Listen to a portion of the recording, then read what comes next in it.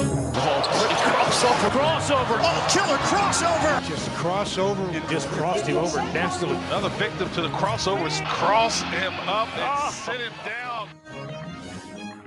Time for the crossover, powered by Everlevel Concrete Repair in Omaha at everlevelconcrete.com. John is not here, but Josh is. Hello. And Mike Schaefer is. Gentlemen. And Nick Grimm also is. Hello. How we doing, guys?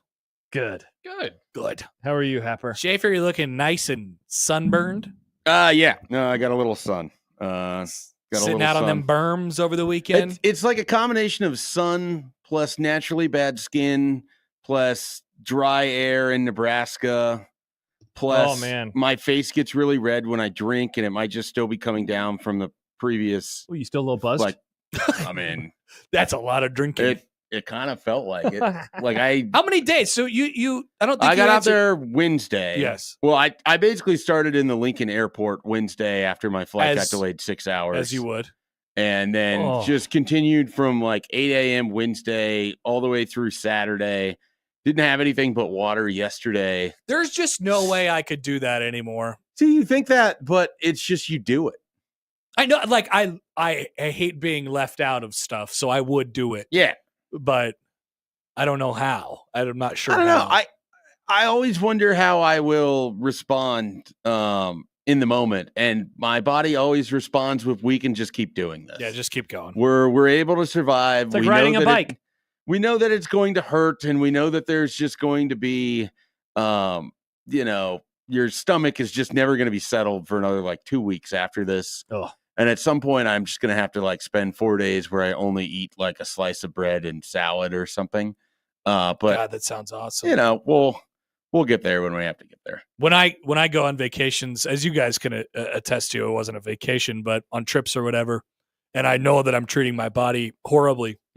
I'll just toss in a salad just to make me feel better, and it always works. You did it in Vegas the last time we were there. It always makes me feel just a little bit lighter, a little bit more nimble. You had that Vegas salad. Yeah. I think I had a couple Vegas salads, to be honest with you.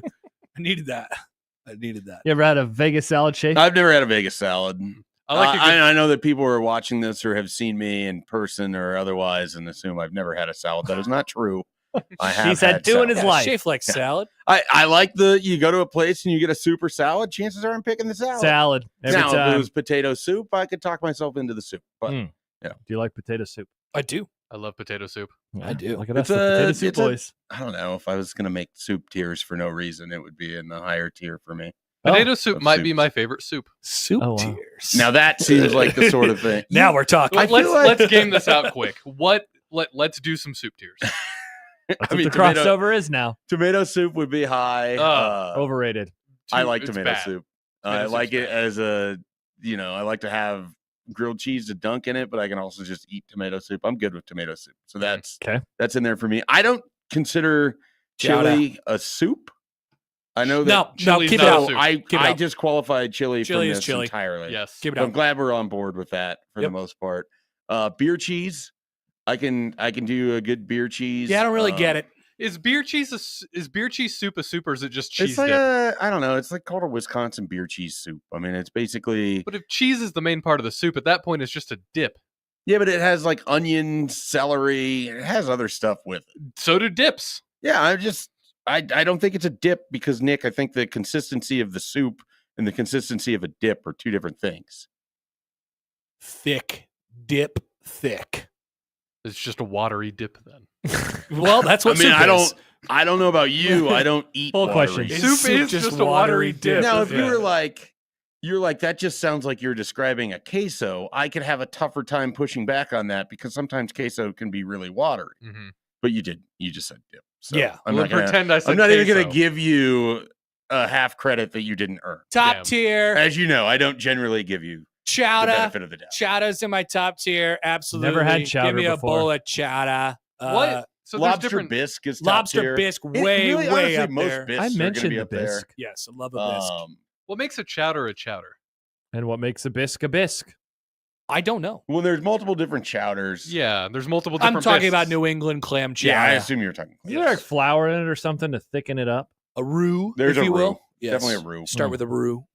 I don't have it very often because we don't live somewhere where I am comfortable having seafood. Good take. I will eat seafood locally, but it's not like I'm going to have a clam chowder at a steak place and just assume, Lincoln, Nebraska. Yeah, I just don't.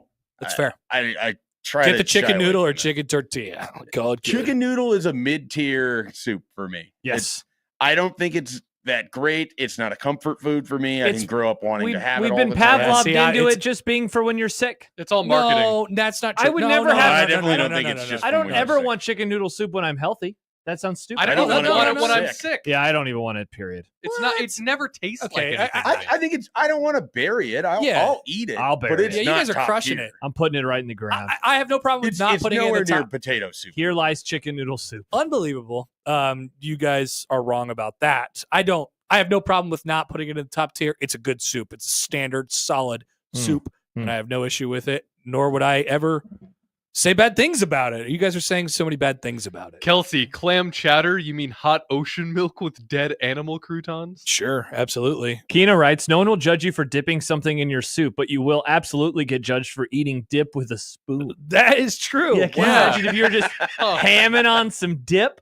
Huh. That'd be pretty wild. Like if I just went into the queso bowl from Qdoba and just started spooning it, that'd be sick. Like, what's going on I'd with that put guy? in jail. But if probably. you just took a tortilla and like shoved it in there and scooped, like slopped it People on like, there. jealous. That's a great dip there, Happer.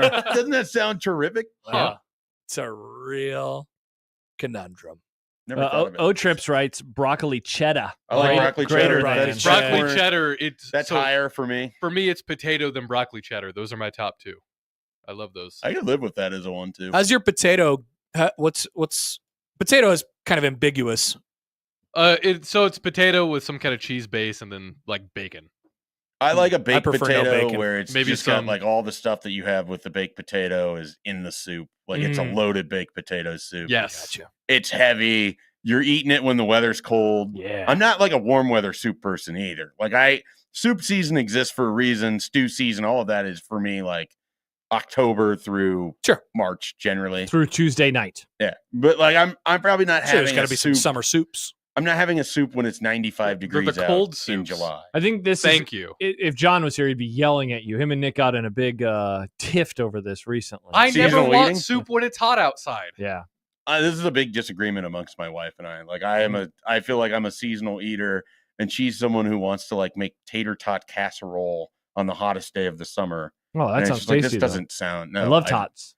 I don't. If I'm having hot food in the summer, generally I want it to have been like grilled or whatever. I don't know. It's totally an in the moment thing. I don't for want me. the oven used in the summer that often. I feel like weird. Okay. Yeah, I don't know. Interesting. Totally an in the moment thing for me. Like you could probably convince me that that's the right move for even if it was 90 degrees.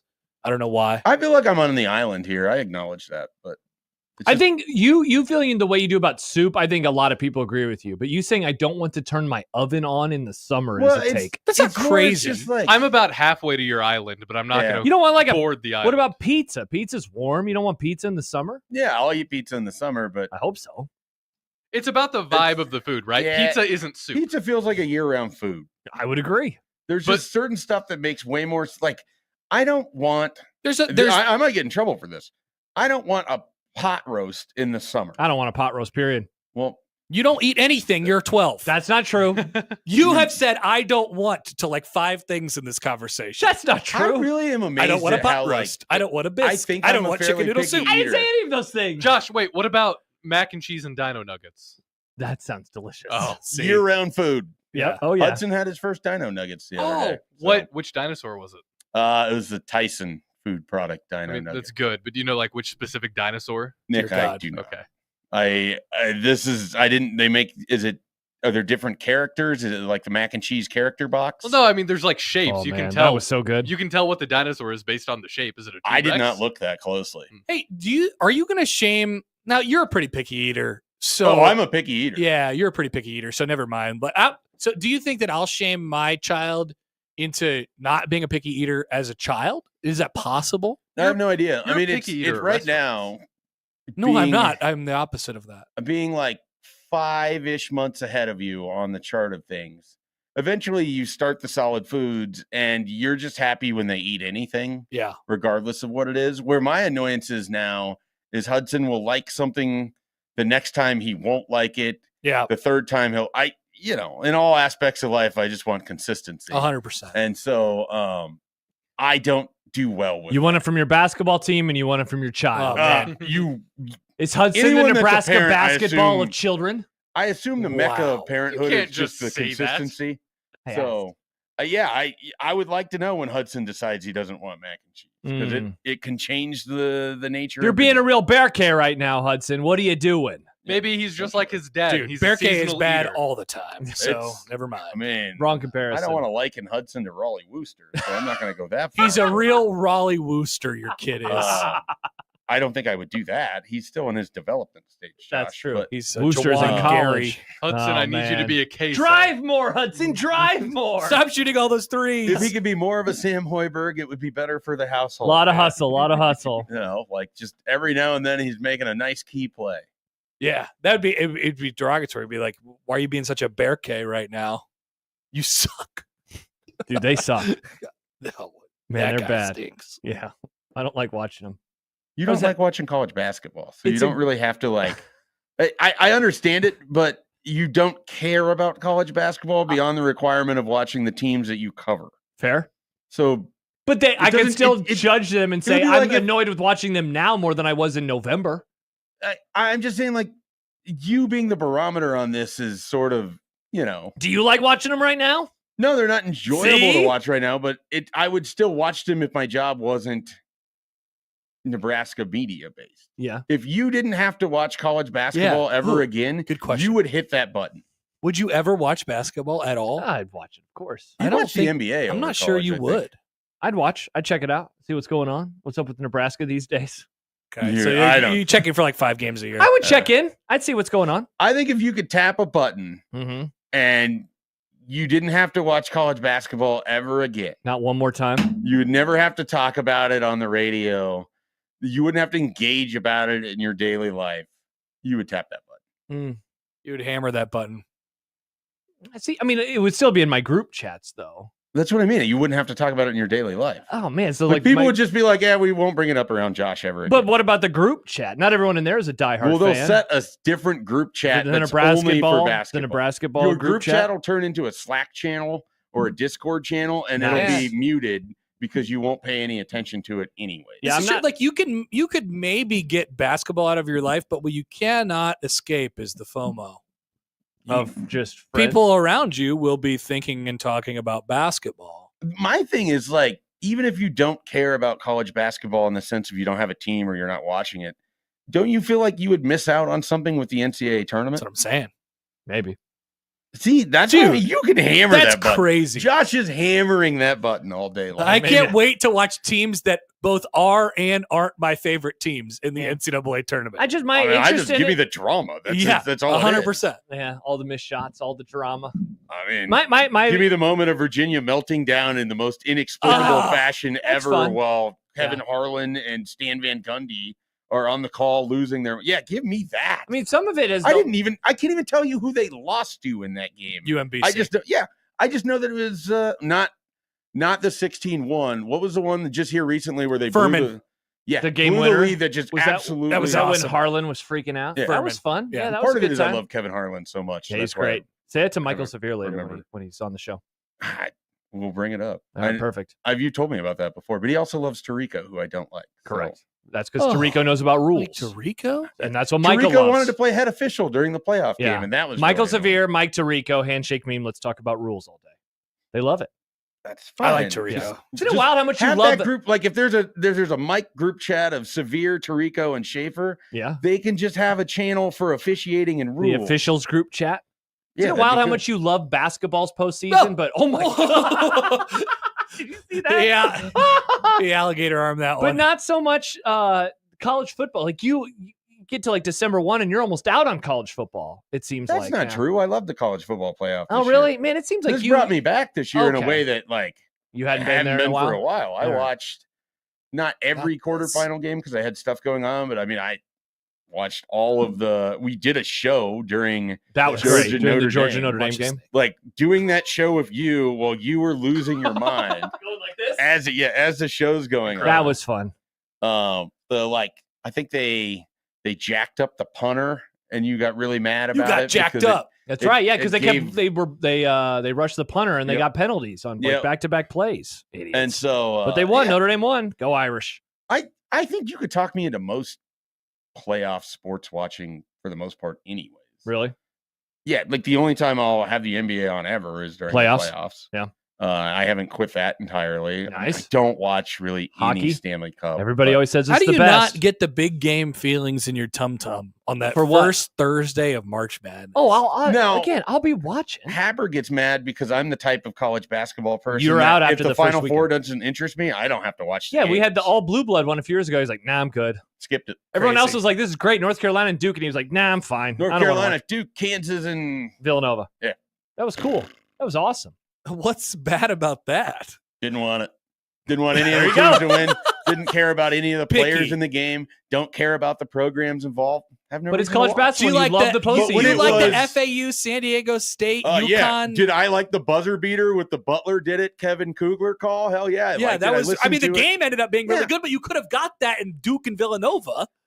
A lot of it for me was Duke, North Carolina is a matchup I don't want to watch ever. I don't want to listen to people talk about. I have no Gotta care delete about that it topic anymore. from the show It rundown has today. just been like built into this thing. That's I, fair. I don't care about But it. you've taken It all is your anger almo- out it's on all basically the Blue like- Bloods? It's like Yankees, Red Sox, Celtics, Lakers. Like Oh. it's that sort of. No, I totally. don't care. Totally. But you've taken your anger out on all Well, the Blue Bloods. You know that Josh knows I hate Kansas basketball, so I He don't want hates to. 'em. The only reason I want to watch Kansas is if they're going to lose, and then they didn't lose. But dude, the Schadenfreude of Coach K's last game being a loss to North Carolina was hilarious. Like that is so I think funny. I was also mad, and they had just because lost to him at home on senior night. Also hilarious. I think it was I had a bunch of money on UCLA, who lost to that North Carolina team, setting up that Duke game. Jaime Anyway, so Jaquez.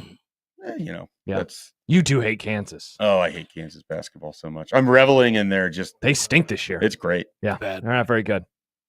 Hopefully they don't go on a run. See, They you'd probably you'd will. miss out on all of this. None of this would make. You any didn't even sense to watch. me. What are you talking about? I watched. I enjoyed it. I thought that was But fun. you hit the button. I would never hit the button. I just I'll like be all there. the sports that are presented to me. You just love sports more See, than this anybody. This is food. What we're talking about right here is food. You're really picky. You don't care. How And am I really picky?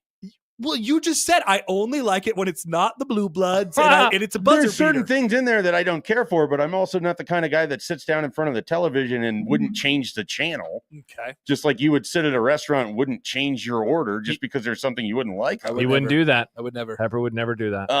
So no, but I watch or like a lot of sports. Just like I like a lot of food, but inside of what I like, there's certain changes. You're still and things that You're I still want in it. picky in Okay. there.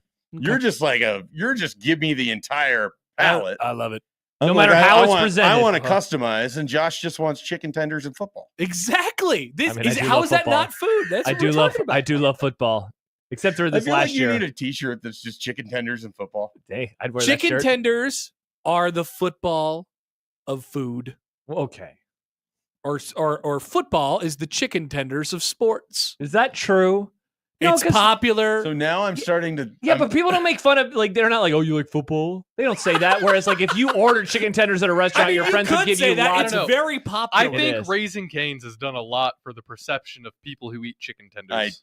Wait, In what? a bad way, not in don't a good accept way. this. I don't know take. about that. I No. think Raising this Cane's take would made not it. get off Hold the ground on. for me. Shave I hates think this take. Raising Cane's Hates has this take more made than it that Final Four. more acceptable for adults to eat chicken tenders. Unbelievable. That's a take. Unbelievable. This is like saying that Vegas didn't exist No, before the movie no, The it's Hangover. not like that, Schaefer. It's not like that. All I was saying was that The Hangover was a culturally relevant movie. That's all. That is not really what you were saying. Wow, that sounds like a Bill Simmons take. People weren't going to Vegas when I was doing my blog about it. Now everyone goes there. Nobody went to Vegas before The Hangover. They- I think it changed. Mhm. Nobody had Anyway, chicken tenders until Raising Cane's came along. Raising Cane's did. Someone ordered chicken tenders amongst the group that I was with, and no one said anything about it. Yeah. I feel like Chicken I tenders. think the people who say anything about that are also Michael the people Severe. that feel like there's a kids food and adult food instead of Michael just Severe, food. Yeah, I like chicken tenders at a restaurant occasionally, just as like it's hard to screw up, right? It's like the menu kind of looks crappy today. I'll just do some. Sometimes tenders you're just and not fries. that interested in whatever's in front Correct. of you, and chicken tenders is a safe alternative that you can order that they can't have it. Like you said, it Hard to can't screw up. be bad. but Plus, at a sporting event, it comes with fries. And so it's always like, well, I'll just get the basket. One of the few things that comes with fries when you're at a place. Yeah, because I just like it. Like at the ballpark, when I eat there this summer, I'll probably get it because it's like, well, there's fries. The professional wrestlers that sat in front of me demolished chicken tenders and nachos, and fries, but not nachos. Oh, they got their nachos demolished. Yeah. Well, they self-demolished their nachos. Mm-hmm. Schaefer, I wasn't saying that people didn't have chicken tenders before Cane's. I was just saying Cane's made it more socially acceptable for adults to have chicken tenders. I don't think that's true. I don't really buy that. I remember when Omaha got the first Cane's and Schaefer was giving Omaha lots of crap for being excited about people losing their mind over Cane's is one of the funniest things to me. It's good. Yeah, you don't have to sit in a 45-minute car line to get chicken tenders. Like that's the point here. You could go to your grocery store and get the same Raising Cane's has had no cultural impact. I would argue their sauce has had a massive cultural impact. People love the Cane's sauce. And I wouldn't go as far to say they've had no cultural impact. Zero. I don't think they've reset the game as far as chicken tenders. Chicken tenders. It's just chicken tenders. And their chicken is like the least good part of the whole Cane's experience. I will say Cane's has... It's the Brock Purdy of the San Francisco 49ers offense. I really like Cane's, but there's no consistency in the chicken tender. Sometimes you're going to get them and they're really juicy and moist, and other times they're just kind of like, this was made in old oil. I'll tell you what it has done. It's given adults an excuse to go up there and substitute coleslaw for a second piece of bread. I think that's weak. I do. Or more fries if you're me. Extra fries, baby. Yeah. Extra fries is fine. I like the extra coleslaw. bread. You're insane. There are people who think Dan the bread Hoppin. is the highlight of the. Yes. Connor Happer, Dan Hoppin. Dan. Wow. Handshake meme. Why are we getting? They got there in very different ways. They really did. 2 pieces of bread. Yeah, dude, that toast. Some people think the Texas toast is the number one pick. It's not. It's good bread, but I think the joy of Cane's for me is all of it.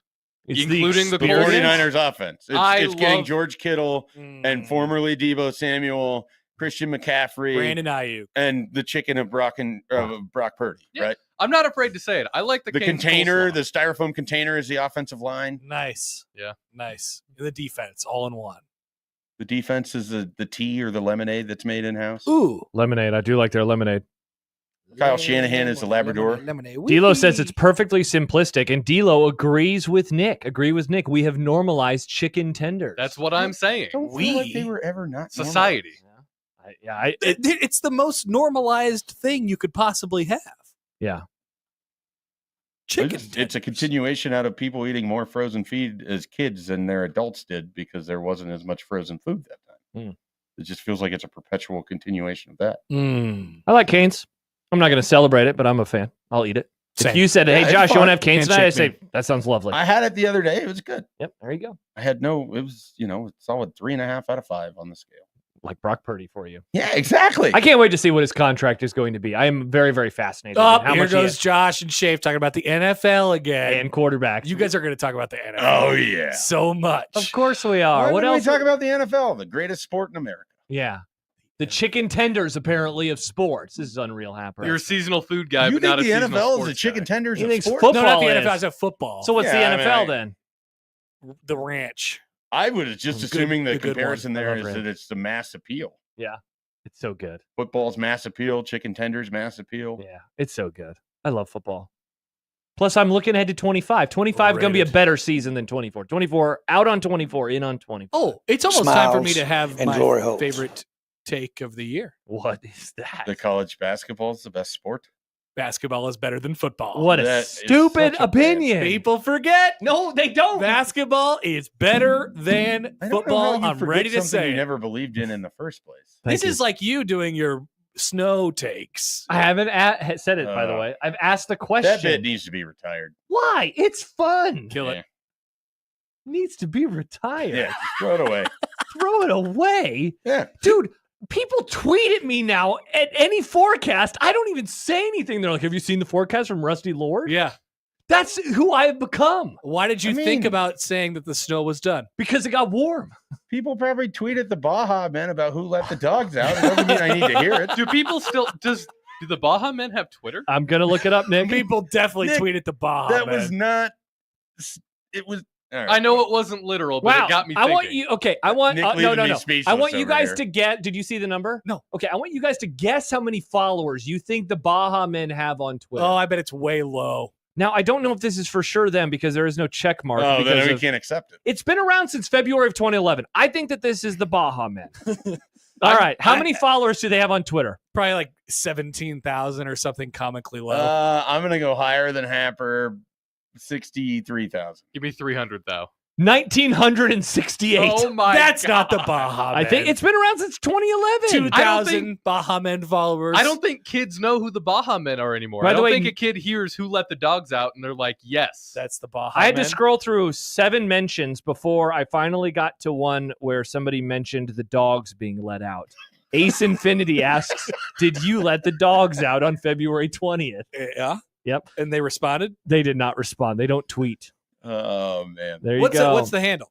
At Baja Men Official.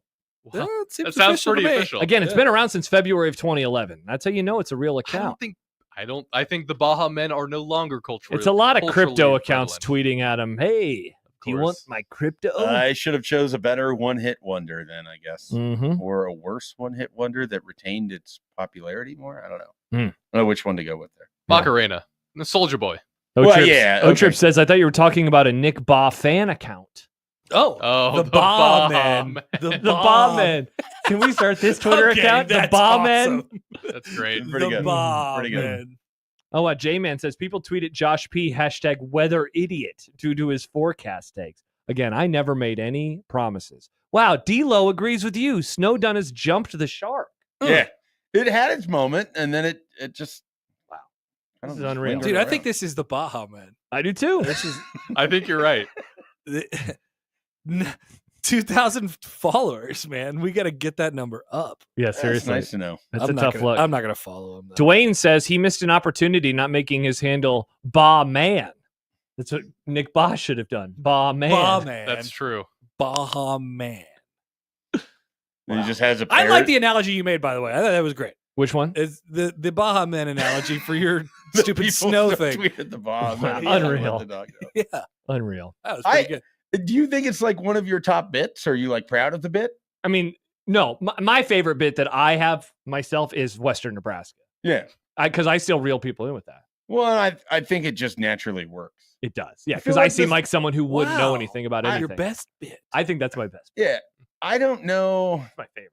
The snow one feels like such an offshoot off of Jack Mitchell's weather See, prediction. He always says that and- too. I did not start it because of him. I don't know why Well, I don't started think it. you started it because of him, but Yeah. it makes me think of that, and it's in the Well. same vein as like the guaranteed prediction thing. His weather thing. his Yeah, 60 and so maybe it's I need to just, get rid of it. I don't want to be compared to Jack. Not that he's a good person. Well, I'm just saying. I For don't like me, it. it doesn't.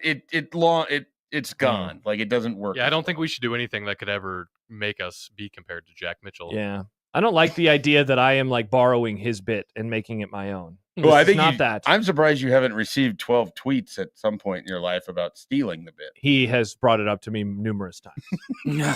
Numerous times. That doesn't sound like Jack. Yeah, numerous Shafe's times. most popular bit is the beer and Yeah. the Coors. Mhm. Incredible bit. Uh-huh. And it's to the point where like Every time anyone goes someone- on vacation, someone might see me out, recognize from like various things or The whatever. internet. Come over with their banquet and then point at it, check it not out. say anything, Yeah, and That's then walk awesome. off. Like That's I've had that that's happen good. before. love it. Yeah, and that was just like it was a trying to annoy people because I'm in these cities where there's great breweries, and it's like I'm talking up, banquet, and then it just kind of took off. And I like the beer. It's good. And then the beer got popular. Like that was a weird part. The beer got like really popular Yeah. at the same time. So it's the perfect storm. I don't know. I mean, it's not popular, but my favorite bit is cautiously subscribe. Of yours? Yeah, I I'm a like big fan of cautiously that one. subscribe. Cautiously I've started saying that lately. I don't have any bits, so this game is stupid for me. No bits. You've got bits, Golden I Boy. definitely have Golden your Boy stupid- has bits. You have have your many stupid bits. college basketball or basketball's That's better than not a football bit, Yeah, Josh. that's That bit. is reality. Alex Lincoln says, I miss Grumballs. Mm. Grumballs, 80% hit rate. They're still doing well. I had a take I wanted to bring to the crossover before we're done today. And this feels Perfect. like a great time to bring it in because we're talking about things that got retired or could be retired or whatever. Bits. You guys did the SNL draft. Mm-hmm. I think that you should commit to doing a draft on the crossover of something random. And it doesn't have to be like This could be good. good or great. The example I had that I was thinking of when I was driving here, because this is what I think of when I'm clearly driving to do radio, how to make the crossover slightly better. Thank you. You should do like a draft once a month, and it could be like something like most devastating Nebraska law, like similar to kind of how you did with it, but it's condensed. You're doing it once a month. You don't have the callers. It's the 4 of you in the studio. You could go with some fun topics. You could have like a hot sauce draft. Yeah. And you would generate a lot of interest off of this. Someone can make a stupid graphic. It'll be great. This guy, someone, if they were paying attention, could sell this to somebody else. You could have it sponsored. This is all very easy. Mike Schaefer is sales best friend. He's been known as this. Yeah, you love ideas. I like to create content, but I don't like to actually create the content. You like the ideas. I like to give ideas. You are the idea man. Yep. And I just think there's a lot of fun drafts that you could have. Most disappointing Husker. I couldn't participate in that one. Ooh, most disappointing Husker. Who is the answer to that? Well, I mean, it's going to be internally wherever you would go with it. Yeah. Who would your number one be? I'm going to have to think about this. Most disappointing Husker. I think you have Harrison Beck. Matt O'Hanlon. He disappointed me in that Virginia Tech I mean, game. you could certainly have it go that way. 3 picks against Oklahoma. I continue to wonder if he was even the person who was supposed to be in coverage, or if the coverage was blown and it should have been. It probably wasn't Anthony his West. fault, but it's been too long now for it to not be his fault. It's not Matt O'Hanlon's fault. Thank you, Bob. It's like if the internet accuses someone of doing something and it turns out that they didn't, but everyone on the internet saw that person. They just assume that they did forever. That's still their fault. A couple comments, by the way. Dan says Happer's bit is being overly confident. That's your bit. I love that part of my open every time I come on Mondays. It's just if Happer, he'll do anything. Yeah. We'll say that he could be good or great at anything, whether he's done it before or not, and then earnestly believes it. That's the part of it that doesn't make it a bit. Like, that is real life. Yeah. He thinks he can not get sick by just believing he won't get sick. He could have never done curling in his life, but would tell you that he would win a game in curling. No. Immediately. Did he go to the Olympics, Happer? No. That wasn't a very convincing he wouldn't sounding he wouldn't go to the Olympics, but like, if it was a curling challenge, he would enter himself and expect to win. Most of the stuff that you guys ask me is like, who would be the best whatever, like, in the media? We asked you, it's you like, could I would land a crush plane. everyone in the media Except for at Damon. 3-point shooting contests or whatever it is. I don't think that's and Nick Baugh. Nick Baugh would not beat Nick Baugh man. in a 3-point shooting Well, contest. part of the problem is there's Free throws. people in the media that played sports. Yes, so. correct. Very Some of them in the few. professional ranks. Pretty good. The biggest, greatest example of this was landing the plane. Correct. Yeah. You had supreme confidence that you could land a plane. Yeah. He still thinks so. Does Nick? Yeah, and you guys misunderstood the parameters. Interesting. No, this has always been the case. Fascinating. Small plane. Yeah. Commuter. We're not talking about a giant jumbo jet or anything like that. Okay. I have air traffic control, just like Dennis Quaid had in that movie. I don't know if you have that anymore. I don't know what's going on. I don't know what's happening with these airplanes. We might be on our own now. Air landing this travel plane. is I'm happy you're alive. feels like it still, at Shane. its all-time low. Yeah. So I didn't know this until after we had landed. The flight from Denver to Lincoln, which I needed to be on time so I could catch the super sad basketball game on Saturday. Yeah. They were struggling to get the door shut. Oh. And the Love pilot apparently hung on the door and pulled all of his body weight just to get it to latch. Wow. And then we just backed up and took off. It's inspiring. And I didn't know any of this until a buddy of mine was up in the front of the plane. He's like, "Did you see all?" I was like, "No, I didn't see anything." Wow. So we just got in that plane and we left. Just like the plane that I was supposed to leave on Wednesday, sat overnight, had no issues. 5 minutes before boarding, found a technical issue, and then they had to get a third plane. That was already their second plane. Because 2 days before we left, they knew that they needed a different plane. I think I'm going to start taking more road trips. I think I'm going to bring a road trip back. I don't think it's a great time for air travel in America. I don't either. Can't wait to fly to Boston Also, if next you month. were flying on a budget airline right now, I would be even more worried. Let's think of all the more fun memories Guys, you get by road guys, tripping. calm down. Okay, it's all right. I'm going to Boston. I'll be fine. I'm going to New York. Unless Just I run die. to Boston. Chances are run, you'll be boy. fine, absolutely. But it's worse now than it used to be. There's not really a good track. And the record. degree of Planes worse Yeah, there for have air been more travel is not great. You know, there have been more crashes in the last 3 weeks than there have been in the last 4 years. Yeah. That's pretty wild. More comments coming in. Chance writes, Happer Bits, Meat Slicer, bewildering movie blind spots, hating dogs, brazen overconfidence. Wow, a lot of people bringing up the last time you overconfidence. brought up Some of Meat these aren't Slicer? Yeah, they're just who he is. Mhm. But at what people point have do you to be able go to from sell it like bit to Bit man? to man. all right, Yeah. people forget is a bit. Like that's a bit. That's a bit. Yeah. That's a bit. Yeah. But now Haber- it's so ingrained. It's not even a bit anymore. Haber hating dogs isn't a bit. That's just Who he is? yes. Yeah, that's true. Now, does he amplify it for effect? Absolutely. This one goes to 11. Yeah, that one. So- That one I definitely amplify in front of Josh because he gets the most offended by yeah, because it. I'm a dog dad. Why did you say that? To trigger you. Yeah, it worked. Dude, Banks is really struggling right I'm a now with the dog dad. whole house and where do I go and up and down this. Like it's Been pretty fun. Wow. Because we have a Imagine how walkout- much easier your life would be if you didn't have to deal with it. You It'd be monster. awesome. You absolute piece Does of he- garbage. Does he like the backyard? Yeah, he does. Yeah. But he's confused by the walkout basement and then also how he can go out of the kitchen and then down the stairs outside. He's very confused by it. I let him out this morning of the walkout, and then he walked up the stairs to go to the I'm like, Banks, I'm down here still. You got to come back down. I mean, he could just be exploring. Yeah, no, he wasn't. I was like, you want to come inside? And he was like, yeah, sure. And he went up the stairs. And then his first time that he was there, I was upstairs and I let him out. He went down. And then I was like, all right, come on in. And he was like sitting there like whining at me. I'm like, just walk up the stairs. That's all you got to do. He was very confused. But it's Very funny, Josh. I love that story. I mean, he's old. Does he have doggy joint issues? I mean, yeah, he has arthritis, but he's fine. He has arthritis. You're forcing him to walk Tanya upstairs? Harding, Josh's Nancy Kerrigan dog story right there. This is unreal, Happer. I thought it was funny. yeah, it's a great story. It was funny. Cats are funny, right? Saying Dylon for Dylan is a bit. Oh yeah, Dylon. Dylon. Some people get really mad. Apparently, That you do that. Yep. That or when we called what's his name, Tiny Baby Boy. Yep. Yeah, they didn't like that either. Yep. People don't like. There's been that. some bits. People don't like it when you make fun of their people. Come Even just like we call Dan and yogurt, and some people don't like that. They say it's Really? disrespectful. They don't like that? Mr. What are we Yogurt. supposed to do? What is he? Our dads? Exactly. I mean, it's not disrespectful. It's just stupid.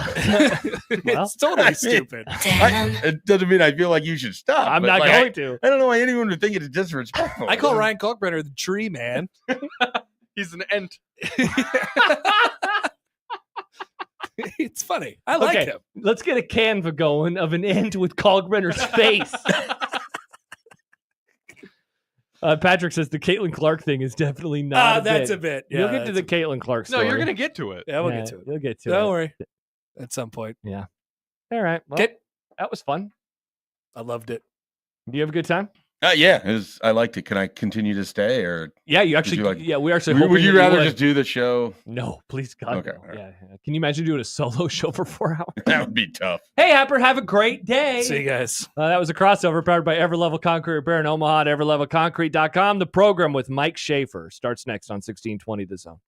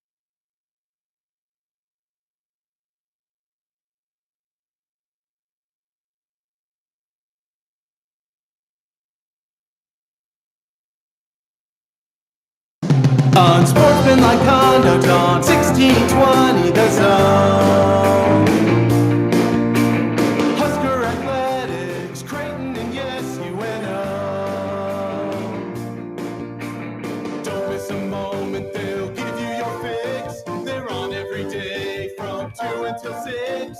Spend your afternoons with John, Josh, and Nick.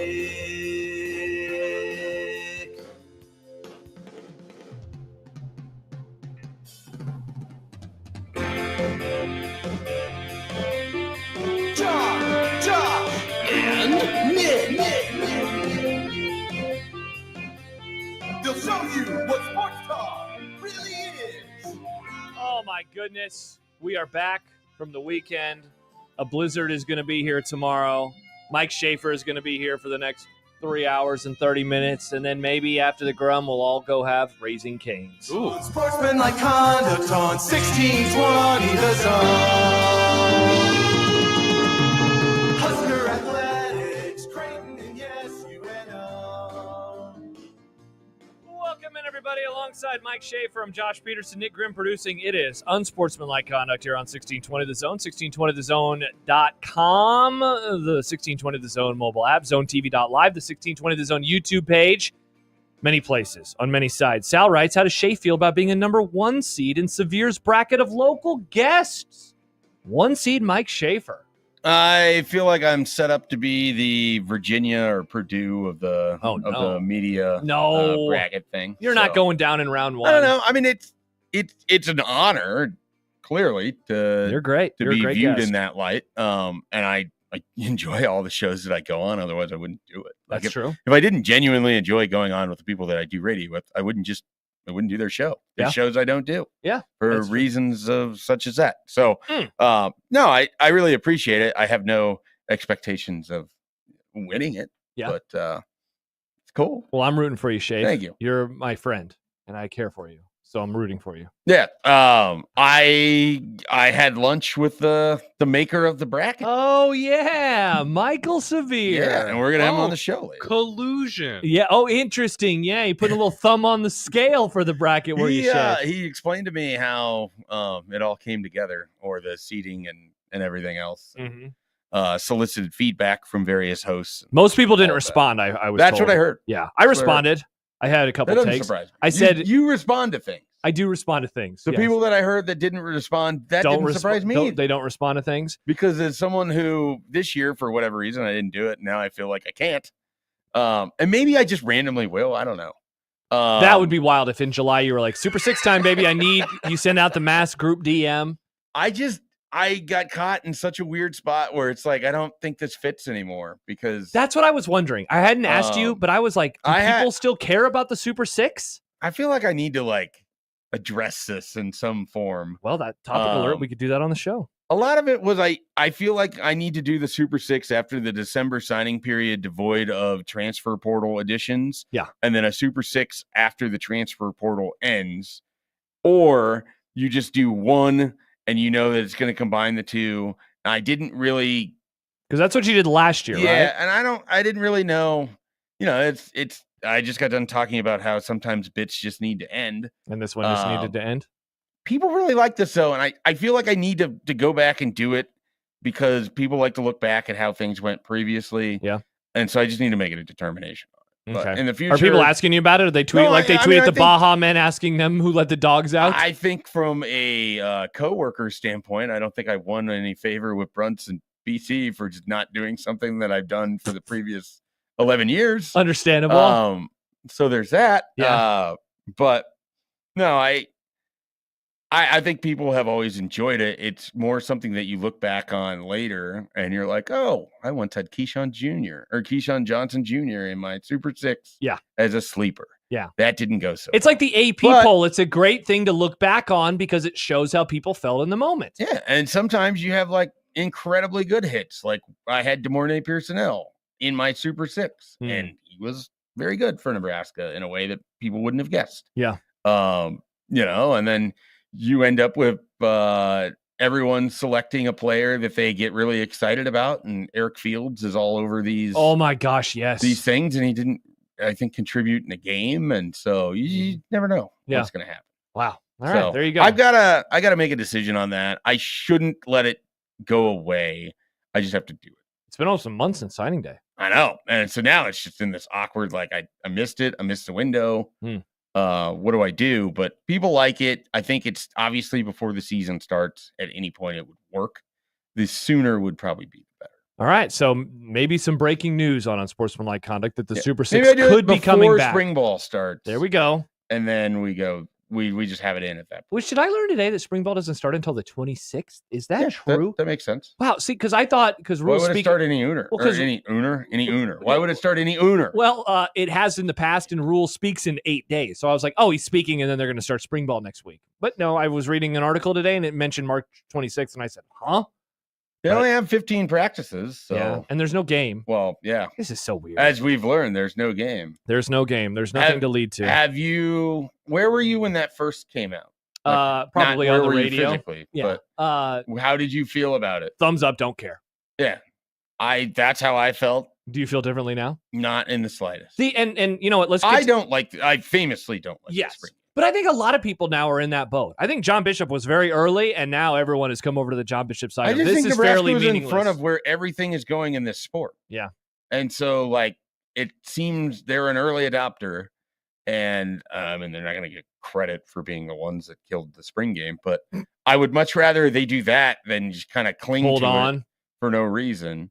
And I think they had legitimate reasons as to not doing it. Yeah. And more than anything, I would much rather they have a fan in attendance scrimmage in the fall during fall camp, and people can see that as a lead up to the season than the spring game. Yeah. Like if you're like, you can only have one of these two things, give me that. Definitely.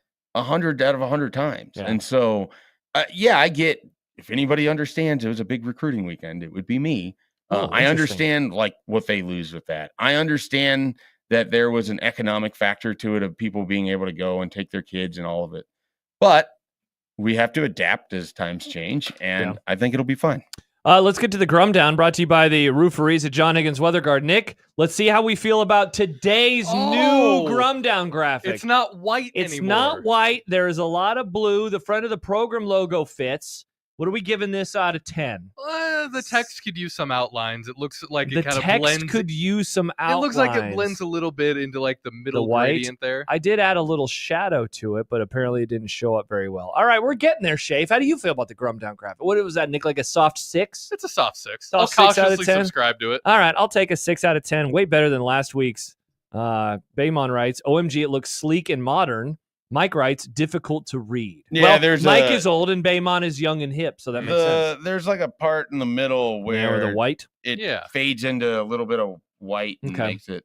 All right, you should have some outlines behind the word. You do love outlines. I think it largely looks good, though. It accomplishes what you want it to do. Largely looks good. I would say that is another soft 6 out of 10. Well, Caleb Henry fills in tomorrow, so we'll try one more time at getting this nice and good before John takes over and it turns into, a John Grum Down in a few days. I do appreciate the effort. I'm trying my best. Make it look nice, as good as it can be. Again, I forgot to do it until 1:38.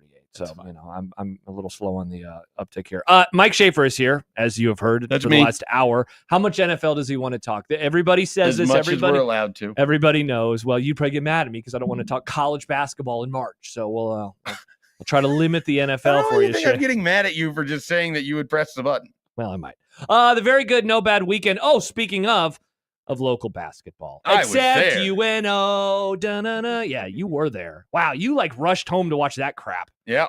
I was moving. I missed half of it, and then I got to watch the comeback, and then I saw them lose. And I was like, wow, at least I didn't have to watch the first part.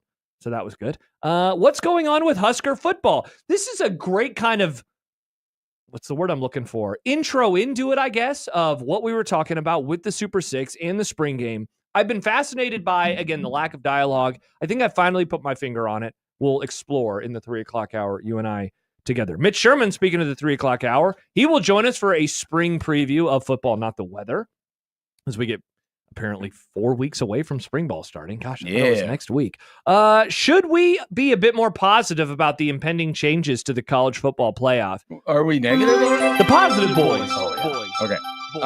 Do you know about what's going on with the playoff? All right. Well, I can explain this to you. You're gonna have to bring modernized. It's like when I told you about the NFL announcers a couple of years ago, and you were like, "Joe Buck's going to ESPN." That was just a mind blowing thing. He's doing the baseball game soon. You're gonna be pumped. Yay! And that's one of your worst takes. Let's see. Michael Severe is gonna stop by.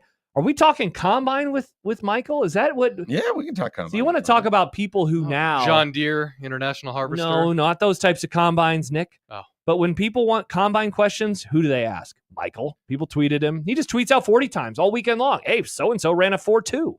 Is that? I know that's good, but I don't know who this guy is. This is like peak Michael Severe time. Right it really is. You have the combine. You have NFL free agency coming up. Severance season 2 is kicking ass and taking names.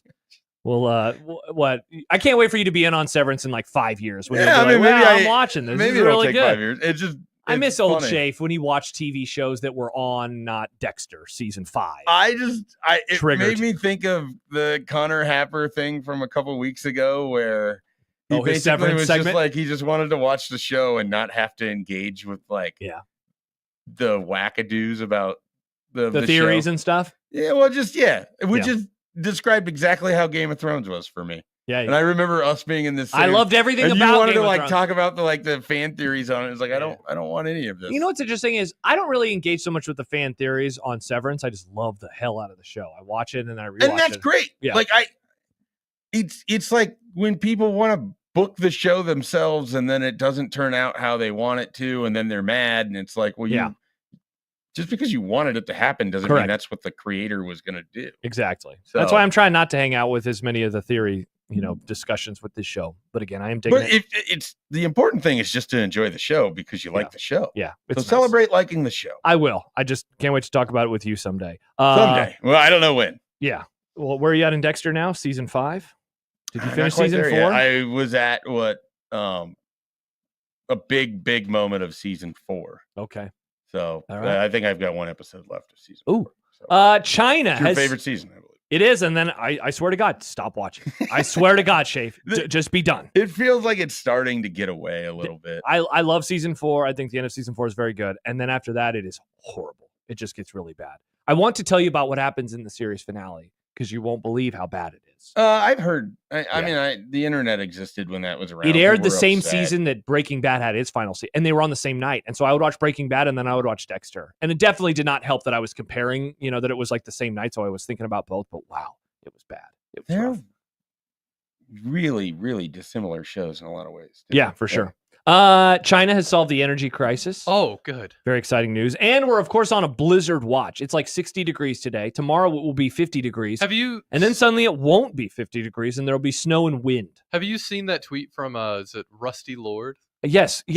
People have tagged me in it 800 times over the last couple of days. And again, I never said the snow is done. In fact, Jacob Padilla brought this up with me last week. He said that I called one of our great friends of the Grum, Sam, an idiot for thinking that the snow was done. Now, I didn't call Sam an idiot. I said, if you think the snow is done, you are an idiot. So I would say, Nick, that my takes have actually aged fairly well on this. I said that we were getting one more snow. We're getting one more snow. No, I did ask the question of, will it snow during the daytime? Or will this just be the overnight crap where it's gone by 3 o'clock in the afternoon? I don't know what's about to happen tomorrow into Wednesday. It seems like it's going to be hell. It's going to be the day after tomorrow. Yeah. Thank God the show is over at 5:30 and we can all get home before the wind and the snow arrives tomorrow. So hopefully you've battened down. This is the first time now I'm in a home and I got to deal with this. What do I do? Do I put my trash cans in the garage? Yes. What about the new grill that we just bought? On a level from like 1 to 5, the severity of this is like a 2. It seemed, I thought it was closer to a 5. Who said it's a 2? I don't understand. Just like looking at what the weather is supposed to be. The wind's gonna be like 70 miles an hour. That's fine. Fine. It'll move its way. I'm actually glad that today we deal is with our that trash every day. spring. Yeah, but 70 miles is pretty fast. It's fast. Yeah, wind. no, it is. We deal with it every spring. Well, now I have a grill. I just don't want my grill to get knocked over. Okay. It's not about the cover. We have a cover. I just don't want the grill to fall. Clank. That'd be a bummer. It's brand new. I mean, it's withstood,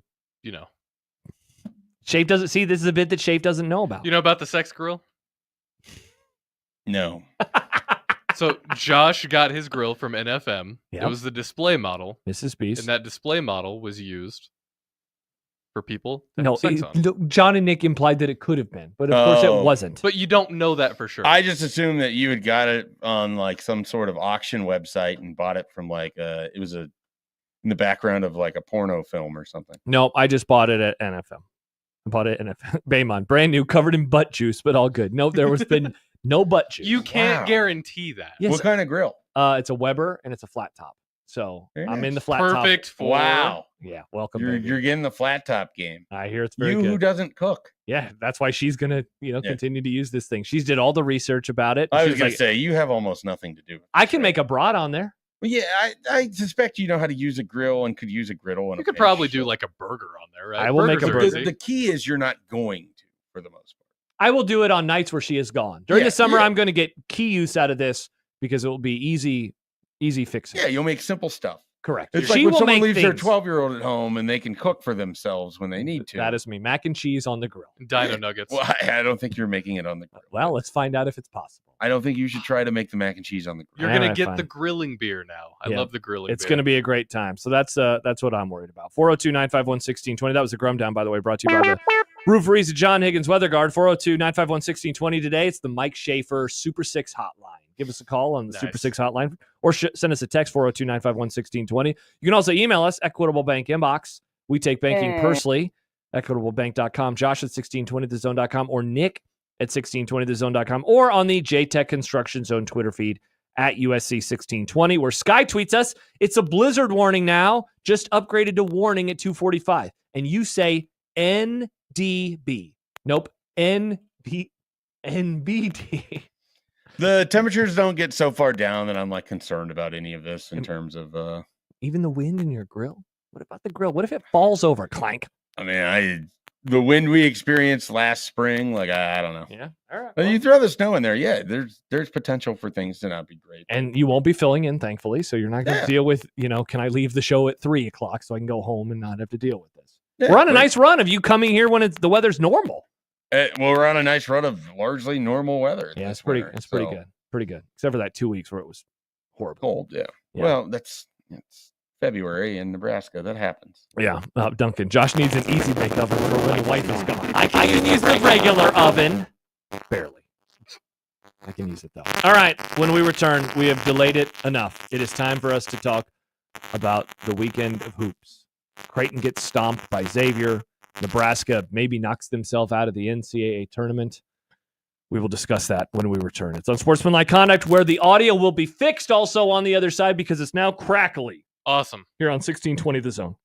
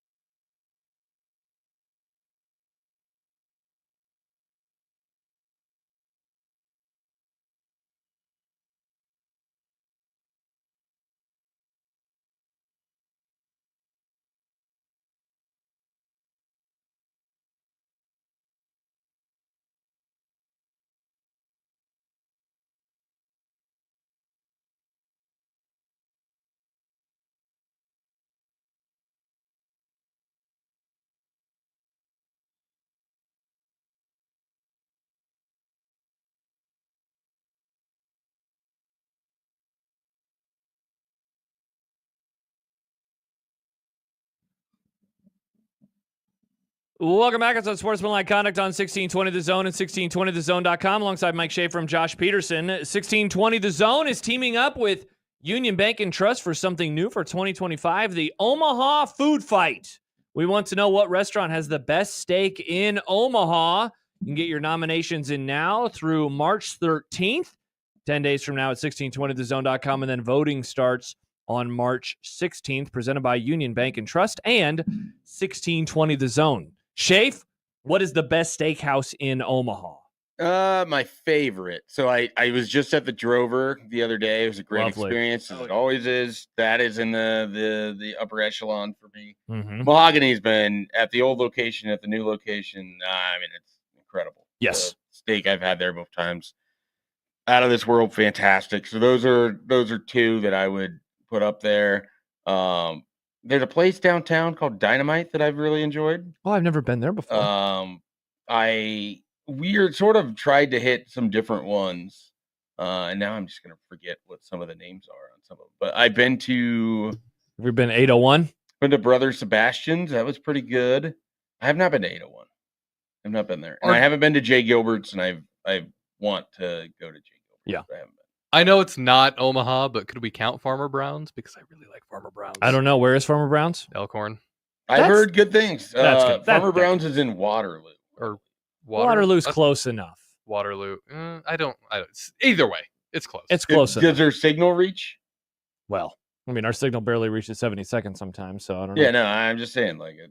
I think that counts. Wow, Kenneth, I think Drover is criminally overrated. Wow. Brian says don't sleep on Outback. It's not local. It's not local. It doesn't count. I'm a big fan of Mahogany. Riss and I go there we went there for our wedding anniversary. We went there when we got engaged. Very good times. I like Jericho a lot too. I don't think I've had it there before. That's where we went during the College World Series. Oh, must be nice, Nick. I like Omaha Prime downtown. I've only had that once though, but I enjoyed that. And I am a big Drover guy. I like the Drover. Yeah, Drover's great. Yeah. I haven't had a chance to experience the Drover yet. Yeah. Dare to dream, Nick. You know what's not great though? Nebraska basketball. Mike Schaefer whisked himself home, got on an airplane that did land in Omaha, which was nice. Right? You landed in Omaha. You didn't fly into Lincoln? No, I flew in and out of Lincoln. That's how I made all of this happen. Look at you flying in and out of Lincoln. Our flight got in at like 12:30, and then the game was at 1. I was standing on the pedestrian bridge in the line at like 12:58. Got into the door before it tipped. That's incredible. Whoa. Yeah. Well done, Shafe. Well done. Great. Look at you. That was the best execution of anything in Lincoln that day. As Nebraska fell, I did all of that, and Nebraska did with it. They proceeded not to show up.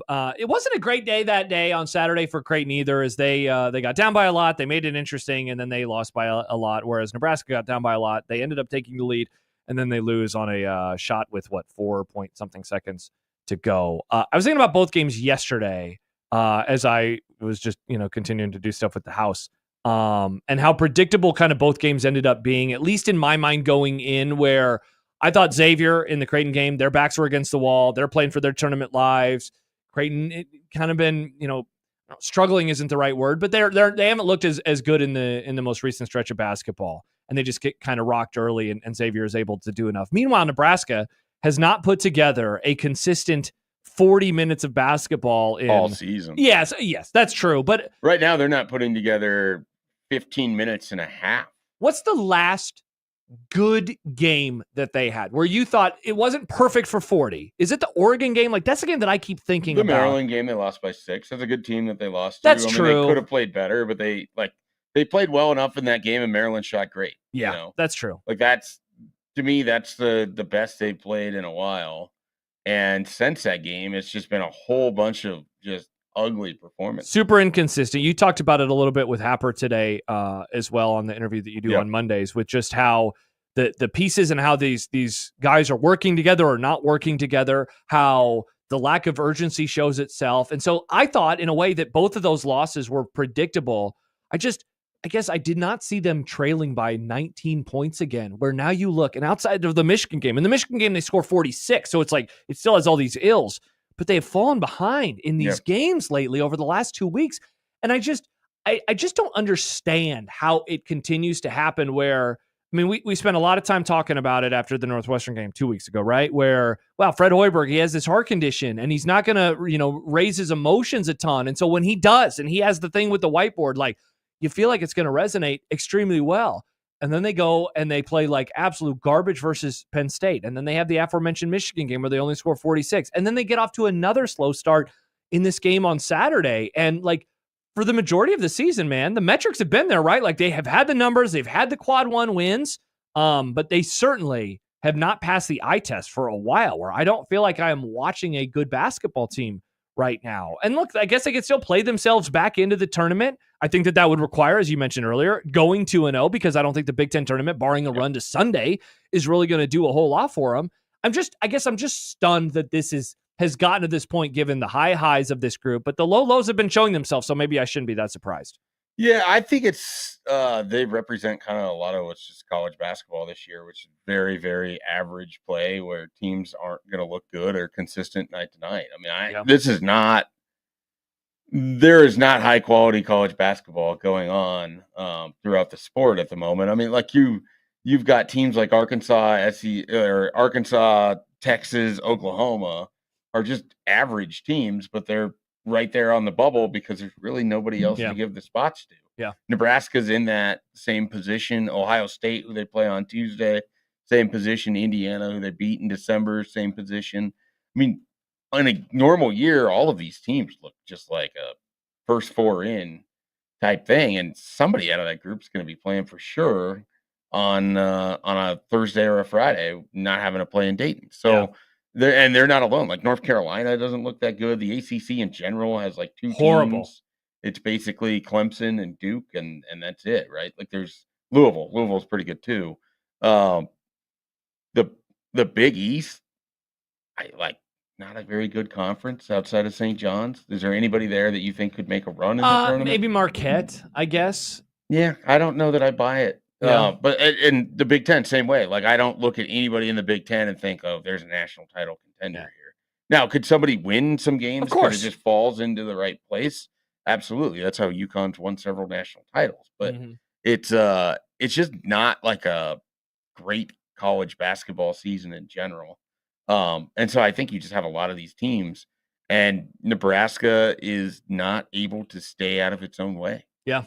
All they really had to do was win 2 of their last 5 games. Yeah. That's it. Yep. And they are 0 for 3 on the first 3 attempts. Correct. They are now 1 for 4 in their last 5. The only win is that aforementioned Northwestern comeback a couple of weeks ago when they trailed by a lot and they won 68 Which to 64. At one point it felt like that was going to be the Minnesota game, and then Nebraska stopped scoring for a stretch again. Couldn't make a shot inside of 4 feet. How long did the drought go? Was it close to 5 minutes after they... It just happened, and all of a sudden there's 2 minutes left in the game. They're still trailing. Yeah. And then they still come all the way back to get the put lead back again. Yeah, the same guy hit the 3-pointer both times to quiet the crowd, to put him back up, quiet the crowd, and then to win the game. And talked a lot of trash going out. Yeah, but like we said, they're now 1 for 4. Made like 12 all season coming into the game. They made 5 in the contest because that's just how it goes. And before that, they'd won 4 in a row, and before that, they'd lost 6 in a row. So I mean, like really, and before that, they'd won 6 in a row. So you look at them now since December 13th, they've won 6 in a row, they've lost 6 in a row, they've won 4 in a row, 4 in a row, and then they've now lost 4 out of 5. I mean, this is, I guess, what they have been. It's what they are on the court. They're 10-10 in the last 20. They are exactly 10-10. Yeah, I mean, they're a team that just goes on runs and gives up runs. Like there's no real consistency from game to game, from half to half. I mean, you could from media timeout to media timeout. Like it's just kind of what they are as a team.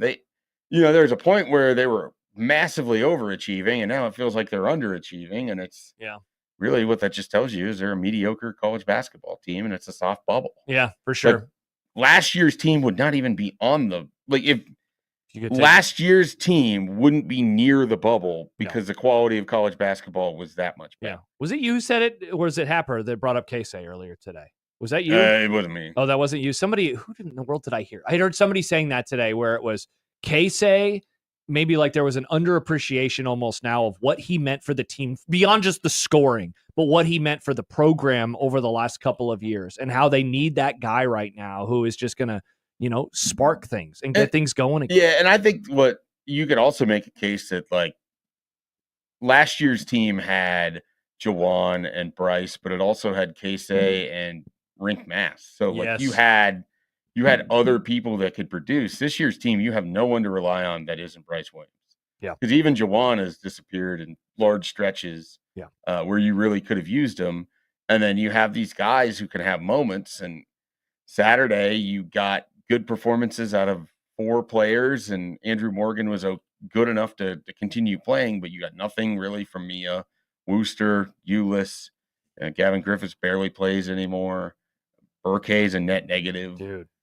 So part of these next 2 games, if you're talking yourself into Nebraska still has a chance because the metrics are in their favor, and that's absolutely true. Do you think that they can get a version of Burke that can be successful on the court right now? I mean, he's missed every shot he's taken since he's been back. Wild. He's a turnover waiting to happen or an offensive foul waiting to happen multiple times a game. And I don't mean to, because he's valuable. Like his rebounding is absolutely valuable. But this version of him is really hard to play, and you can't play with just 5 players. They played almost the last 16 minutes of the game, I think was 5 players until they brought some people in late that play pressure defense where they forced that turn of the 10-second call. Yep. I think they had 2 other guards on the court. That was awesome. Yeah. I mean, they everything was set up, and they took the lead, and then, they did what Connor Essegian couldn't do on Monday before. Couldn't make the shot. Yeah. Minnesota did. A couple of responses to the field at large. O-Trip says it's like Duke in the top of the SEC, to which Brian asks, would you take the SEC or the field for a natty? I think you got to go SEC. Yeah, I mean, you could be like, would you take the top 4 of the SEC or the field? And I would have to hesitate a little bit because the SEC is a little deep. But, I mean, that conference is really good at the top. I mean, it's probably the only top-heavy conference in all of college basketball right now. Yeah, I'm looking at some of the numbers right now. Like, who's about? So, like, in the Big 12, you'd be talking about Houston. Texas Tech, basically, and Arizona, Baylor, and Iowa State. Yeah, and Baylor's far down this year. They've struggled in the regular season, only 17-12. And so you'd be looking at those. What was that? 3 or 4 teams that we mentioned, and then all those SEC teams. Yeah, and then Duke. Well, on the SEC teams, it's largely Alabama, Auburn, Florida, Tennessee. Yeah, and then after that, I think there's a pretty big gap before you get to the Kentucky, Missouri. Yeah, that run of it. Yeah, and then you mention it in terms, and I'm looking at Bart right now. His numbers. St. John's is the first Big East team that shows up, and they're 18th in the country, behind a handful of Big Ten teams that are always going to have the metrics with them, right? Do you trust any of the Big Ten teams to make a run? Right now, Bart has Wisconsin as the best, and they're 10th in the country. Haber and I had this conversation like a couple weeks ago, and he was high on Wisconsin, and I don't believe in that team to be successful. They had a nice couple of weeks. Yeah, no, they have the ability. I just don't. If they were in a big game, I would just bet on the other team. Like there's something about it that feels like there's just this fatal flaw. I can't explain exactly what it is, but I don't believe in it. The Big Ten team that I probably like the most at times is Maryland. I like Maryland and I like UCLA, but I don't think they're one of the top 4 teams in the conference. Like that's sure. So I think those are the type of teams that could make a big long run, but I don't think Purdue as a 3 seed is going to make it to the Final Four, or I don't have a ton of confidence in Michigan State to make a big run this year, even though that's supposedly what Tom Izzo does every Not anymore. And then Michigan, I can't get the fact out of my head. I watched them play, and they looked horrible at Nebraska. That should have been a win. Mm-hmm. And so many of their wins are Michigan are the 2022 Minnesota Vikings. Like it's just they win 1 possession games every week. Their scoring differential is horrible given the number of wins that they have in conference. So I don't know that I trust that they can win a bunch of games either. I just think it's a bad year of college basketball, and it's frustrating that Nebraska can't take advantage of it. Yeah, 100%. By the way, some news coming down unrelated to hoops. Tomorrow's game between Nebraska and Omaha baseball has been postponed due to the really, really, really bad weather that is impending, that Mike Schaefer says is interesting. NBD. No big deal, says Mike Schaefer. Well, put that on a graphic. No big deal. I think it's going to be like wet and rainy during the game. And snowy, but windy, Schaefer. It's like the a wintry wind. Mix. Like 70 mile per hour winds. And I understand why an outdoor sport such as baseball that doesn't play in inclemental weather or even just some kind of weather, I understand that. Yeah. Do you think the football game would be canceled if it was going to have? If it was the same weather and there was because football's the best. Football doesn't take days off, Nick. They let people lose limbs in playoff games. But also, thank you, football. Cool sport. Also, because cool sport. It doesn't cancel unless there's lightning strike. That's true. So, or delay, whereas baseball does. I'm not surprised that baseball's doing this. Yeah. It's just inherent to the sport. You're saying soft? I'm saying it affects the sport more to play baseball when it's weather like that. Because of the bat? Because it hurts to hold the bat? Because of throwing, like the pitching, the throwing of a baseball, the waterlogging of a baseball. There's a lot. There's a lot of science behind it, says my I don't know if it's science. Oh, okay. It sounds pretty sciencey to it's me. Vibes? They canceled the baseball because of the vibes? Yeah. If you've sat in the rain watching baseball, it's bad vibes. That does sound terrible. Bad. Sitting in the rain and watching sports is almost unanimously bad vibes.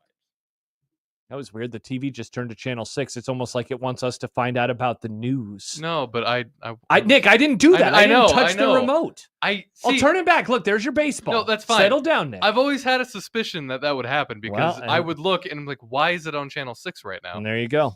Brian asked, do we think there's something weird with NIL with SEC football struggling and basketball being so good and the Big Ten being the opposite? No.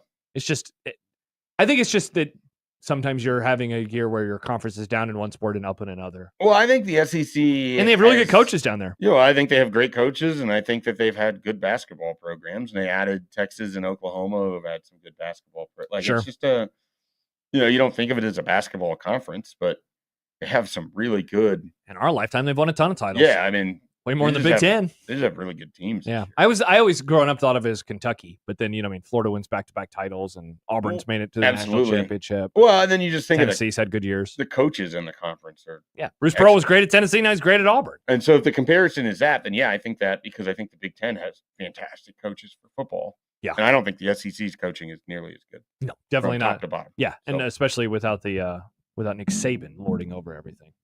All right, so that's some local hoops after a bad weekend, but congrats again. Are you going to press the button? No, see, look, I just engaged with you. I had takes. No, I'm in, but now it's done. Are you pressing the button and we won't talk about college basketball again the rest of the show? I don't want to make that promise. We might come back to it later. We might. I was just curious. I'm not ascribing a negative value to good doing word. You're a writer.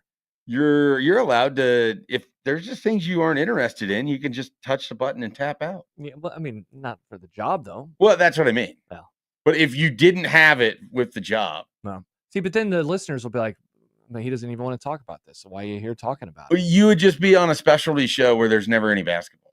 Oh wow, interesting. So just be the football hour. Yeah, possibly. Oh wow. I don't know what else you would put in there. Running, books, severance. Yes. Oh man, now you're talking about language there. What if the radio show was basically just like whatever you wanted to talk? It's basically just becomes my a brain. Podcast. Yeah. Oh yeah, that sounds fun. It's just inside Josh's head. I would love to talk about Severance more. My best friend is watching it right now, but he's been going through it. Do you not have people to talk to? I'd like two. It's like Severe and one of your new volleyball people you can talk Sheldon. to. I talked to Jeff Sheldon about it. He's always looking for people. Yeah. Jack watches it, but he's like 3 weeks behind at all times, and then he says the show is hurting his Jack brain. Is someone you want to talk to about TV shows or movies. I don't think that you're wrong on that assertion. And it's not a character flaw. It's just not. Yeah, it's not his bag. Yeah.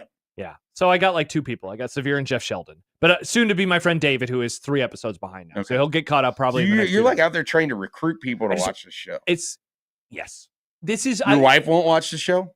She did not really get into the first episode. Grim won't watch the show. I've told him, and Nick says I don't have Apple. I don't have Apple. He doesn't have Apple. But I've also recommended Android. Nick does not take my TV recommendations. Apple is the cheapest of the subscriptions, I think, to get. Right. The issue is it doesn't have anything except for original programming. So in terms of raw tonnage, value maybe not there. In terms of quality, though, Apple has some of my favorite shows on TV right now. No, I think Severance, Shrinking, the one with Seth Rogen. Yeah. I often play the game of taking mankind? all the subscription services, and it's like I got to get rid of one, and then I just see like how far I get to it would really hurt. Yeah, like I would probably keep Apple over Max right now. Yeah, I don't know, which is hard to believe because that used to be my number one. And you're not a White Lotus guy, are you? Oh, I love White Lotus. Okay, I haven't started this season. Okay, yet. I haven't watched. I was going to let a couple episodes build, and then they're 3 in now. Yeah. We're watching episode 3 tonight. Perfect. So this is the time. No, I love. All right, we can talk about White Lotus. I just got to get into it. Yeah, for sure. But no, that used to be like my go-to of the subscription services. I mean, now it's like the line from "I Love You, Man," where Paul Rudd tells his wife, "It's not TV, it's HBO." Have you ever watched Sunday night HBO programming? Remember I had this opinion like a year and a half ago about how I thought that the quality of HBO was going to go down with Max, because I feel like Max is just, there's too many stupid things that are just up there. Correct. And it gets lost. Like the stuff that was good gets lost. And you kind of pushed back on me on that. Did I? Yeah. That you made seems fun weird of me. because you called me a snob, more or less. Well, no, I mean, because I kind of agree with you. I mean, I think it's you do taken a now, little- but I don't think you did at that time. Man, that doesn't sound like me. I don't know. I feel like I would have agreed on that. I used to have all my text messages, but I had to do the thing where it only goes Deleted back it. a year. Yeah. So if it's further than a year, I won't be able to find it. Well, then maybe that has helped me very well in this conversation. Yeah. Keena writes, what if Josh lived in some sort of severance land where he followed basketball at work and then didn't know anything about it at home? Wow, that would be quite interesting. Because do you know about the plot of Severance, right? Not really. All right, so you go to work and it's like one version of yourself, and then you leave work and you have no memory of it whatsoever. And so like they go up and down this elevator, right? And then so like the Adam Scott, he's the main character. He has no idea what's going on at work, and the person at work has no idea what's going on with Adam Scott away from work. So you're just two different people. Correct. Yeah. And which Work causes self, a whole lot of self. whole lot of problems. But then there's also weird crap and stuff. Ben Stiller directs Would you it. subscribe to that? No, I don't want to split my brain into two. But if you could do it where it only was college basketball. No. I like March Madness. But your only reason for watching it is work. No, it's not. That's not true. It's not like John and I are going to sit But around that's and be like, what you you remember that said. 14 over the 3? That's what you've said several times. About No. I didn't say March Madness. I meant you having to watch college basketball. I thought you were talking about March Because what I Madness. think you would do is what most people do. You would just ignore it until the tournament starts, and then you would be in on it. You don't have any reason to care about who's playing. You're just enjoying the basketball. For what it is. Yeah, for sure. Which I don't think there's anything wrong with that. That might be the superior way to do it. Yeah, where you go in with no baggage and you probably do well in your brackets. Well, I also have stopped caring about brackets. Same. I don't think I filled one out. I don't know that they matter as much in the land of everybody can gamble whenever they want. Bingo. Unless you're playing one of our brackets. Yes, except for the 1620 The Zone bracket, which is coming soon to 1620thezone.com. That is the best bracket. Okay. So I guess I have filled out a bracket. Yeah. I do it for work every year, but I don't do it on ESPN. Yeah, because ours is the best bracket. Yeah, for sure. We have a thing for Husker 24/7, I guess. Matthew says, Josh, would you sever Husker baseball? No, but I mean, not like I'm watching it either. You know, You don't really talk about college baseball until we get closer to the CWS. And Tuesdays at 3:30 with Michael Brunts. And with me also on Tuesdays. Yeah, when Nick we does do a a thing. I slice forgot of you're a big college baseball guy. Yeah.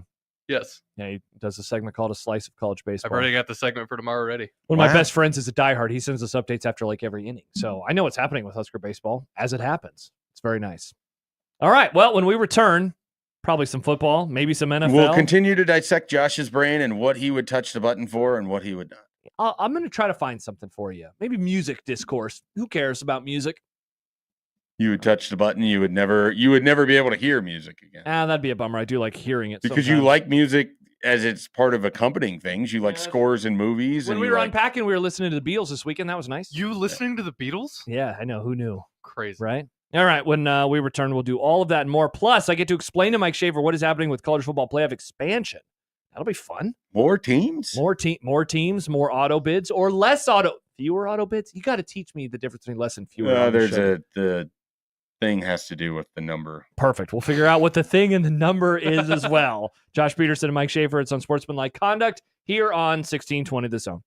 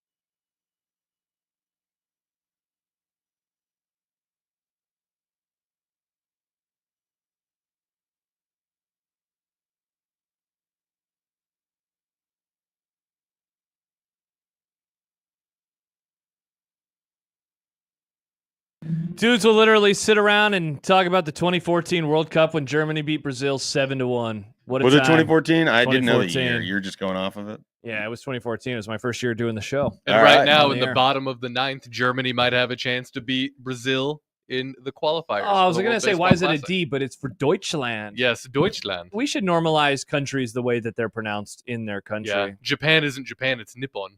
We should call it Nippon. We should.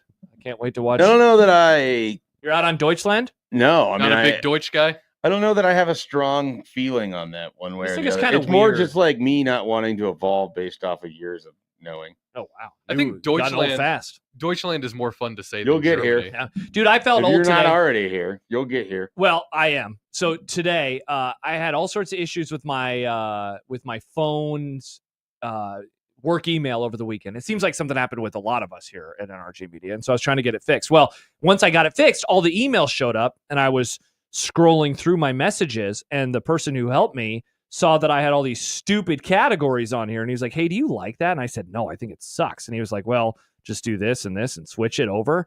And I was like, "Wow, thank you for helping me." And I felt like I hate being A the guy. million years old. Yes, I don't like Yeah. being the person who is bad at technology and can't figure it out on my own.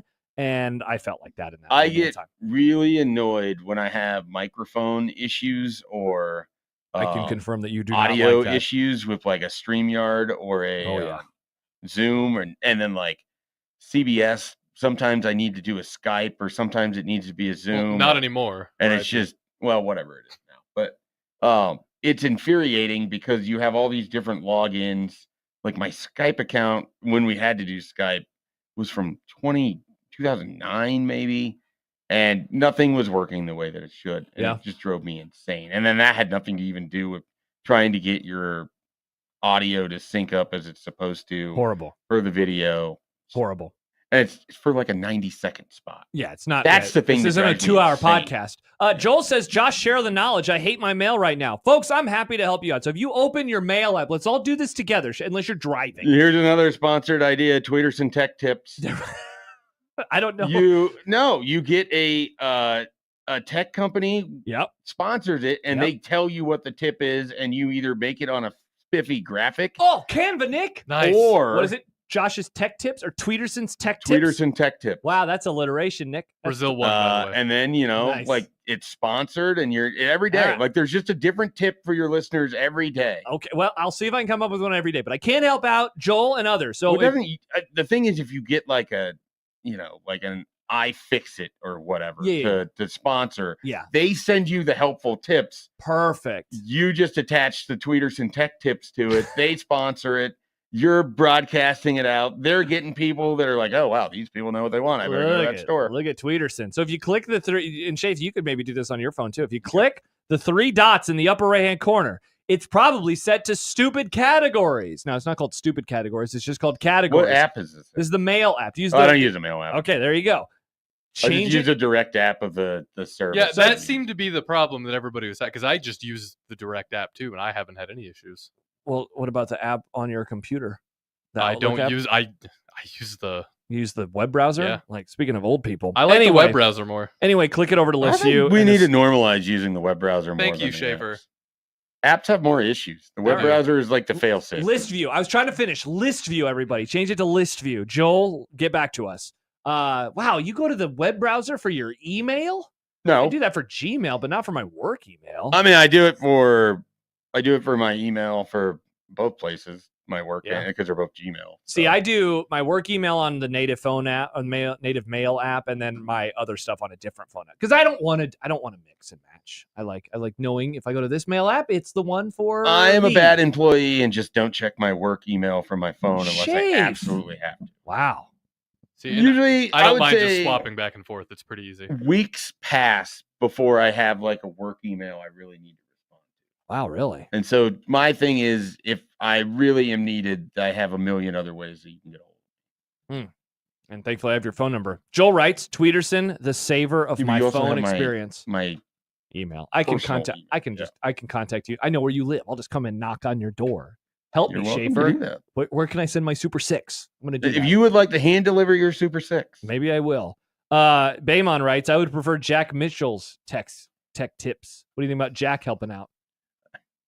It could be good. It could be good. It could be a very good segment. So there you go. We got everything fixed. Isn't this great? We're helping people out. Andy writes, Josh, would you sever the Cowboys until Jerry dies? Mike just severs the Vikings. Smiles forever. And glory holes. I wouldn't want to sever the Cowboys. Everyone always asks me. They jokingly will try to say, like, you should just root for somebody else. And the answer, of course, is no, I'm never going to do that. I cannot do that. But also, you stay rooting for the team because maybe at the end, you get one great moment in your life. And maybe I'll die and I won't get that moment. But if I gave up on the Cowboys and then, like, next year, let's say they won the Super Bowl, you know how big of an idiot I would feel like? I'd be so mad at myself. I'm never going to check out on them. I'm going to be miserable. I'm confused on what the concept of, like, why would you want to divorce that as part of yourself? Because you hate the experience of being a fan so much that you can't quit. But if you sever yourself, then maybe that helps you quit. But part of your identity as Josh Peterson is being a Cowboys fan. So I don't understand. That's not the same as, like, when I'm talking about you with college basketball, it's because it has nothing to do with Josh Peterson's identity. Sure. It only Nobody exists thinks of me as the because college of your basketball work. guy. Yeah. That's it. Sure. So that would be like, I don't think you could do it with as a fandom. With something that I legitimately love it's and adore. It's part of who you are. Also hate. Yeah, that's true. I'm trying to think of something. I'm trying to think of the things, because, like, I listen to a podcast about severance, and they'll every episode they'll talk about what would you sever, and some people, and they'll get emails. Some people say, like, doing the dishes. They hate doing the dishes so much that they would sever that out of their lives. I sometimes find the dishes therapeutic. Like, they do it, but they don't realize that they're doing it. No, well, this is just in theory of if you could sever something. They know they're going to work. The person, Adam Scott, drives to work, and then he just doesn't know what he does there. But this was more if you could get rid of something in your life. So you just wouldn't know that you're doing the dishes. Correct. You would suddenly come to, and the dishes would already be done. It's almost like Click in a way. You ever see the movie Click, the Adam Sandler film from the mid-aughts? I have seen that movie. Where he fast forward through things that he finds miserable. In a way, you would kind of fast forward through the things that you find miserable. I don't know that I have a great answer for this. See, but again, I kind of like doing the dishes sometimes. Because there's some things like the dishes that I just throw a podcast on, and it's just like the same as mowing the lawn or driving to Omaha. It's just autopilot mode. Yeah, 100%. So I can get here safely within the speed limit, but not have to think about where I'm going, the turns I have to make. I'm just doing it. Yeah. And so my brain is open to thinking about different things. So I can come up with ideas for the crossover. Yeah. When I mow or walk or whatever, like walking the dog is like the best autopilot. For sure. Or used to be. So walking in general or whatever, mowing the lawn, same thing. I did dishes before bed last night. I just threw a video on, breezed by it. Yep, there you go. That's what I do. Whenever I do the dishes, I watch the video while doing the dishes? Yeah. Like on your phone? You just had like your phone? Yeah, I had the phone propped up on the coffee maker and then the sink and the dishwasher. Gotcha. What a time to be alive. I feel like I would struggle with that because I'm constantly turning away from it. And I'm like someone when I watch something, I have to like have my full attention on it or it's just, I'm not going to in one ear, out the other. I also picked a video that I know I didn't necessarily need the visuals. So it's like if I'm cleaning and I put on Sherlock Holmes, it doesn't matter because I've seen it 1,000 times. And I know like. Bingo. Yeah. Yes. Okay. I get that. Now, Amazing Daniel is I'm happy that he has this comment because he's also seeing it from the other side. He says, I wouldn't sever Nebraska ball. That would mean one version of me would spend all his time only watching Nebraska ball fail over and over all the time. So I don't want to give too much away killer material from the last episode, but something happened where it's kind of along that idea of, but wait, what about the severed person and how they are living their life? So in theory, if you, Mike Schaefer, hates doing the dishes, which you don't. You said you're fine with it, but let's say you do. And you're like, I'm severing myself from doing the dishes. That means that the you that hates doing the dishes is living in a life of perpetual dish doing. That's all that you do. You finish the dishes and then you click off, but then when you click right back on, you are there to do the dishes yet again. And that sounds horrible. So that wouldn't mean me if I sever myself. I'm just watching Cowboys games. I don't like the idea of there being multiple versions of my own self. So like that's kind of the question of the show. Are they two different people or is it the same person? Yeah, you'd have to reconcile with that core concept, and I would struggle with it greatly. Yeah. I don't want more of me. That was more of a debate with characters in season 1 of like, are you a scumbag if you do this? Are the people doing this monsters? Yeah, so it's a great show. Highly recommend it. All right, we didn't get to football in that segment, but I promise we will in the next segment. Mitch Sherman is also going to join us in a few minutes. We can talk about football with him and a whole lot more. It's Unsportsmanlike Conduct with Mike Schaefer of Husker 24/7 Sports on 1620 The Zone.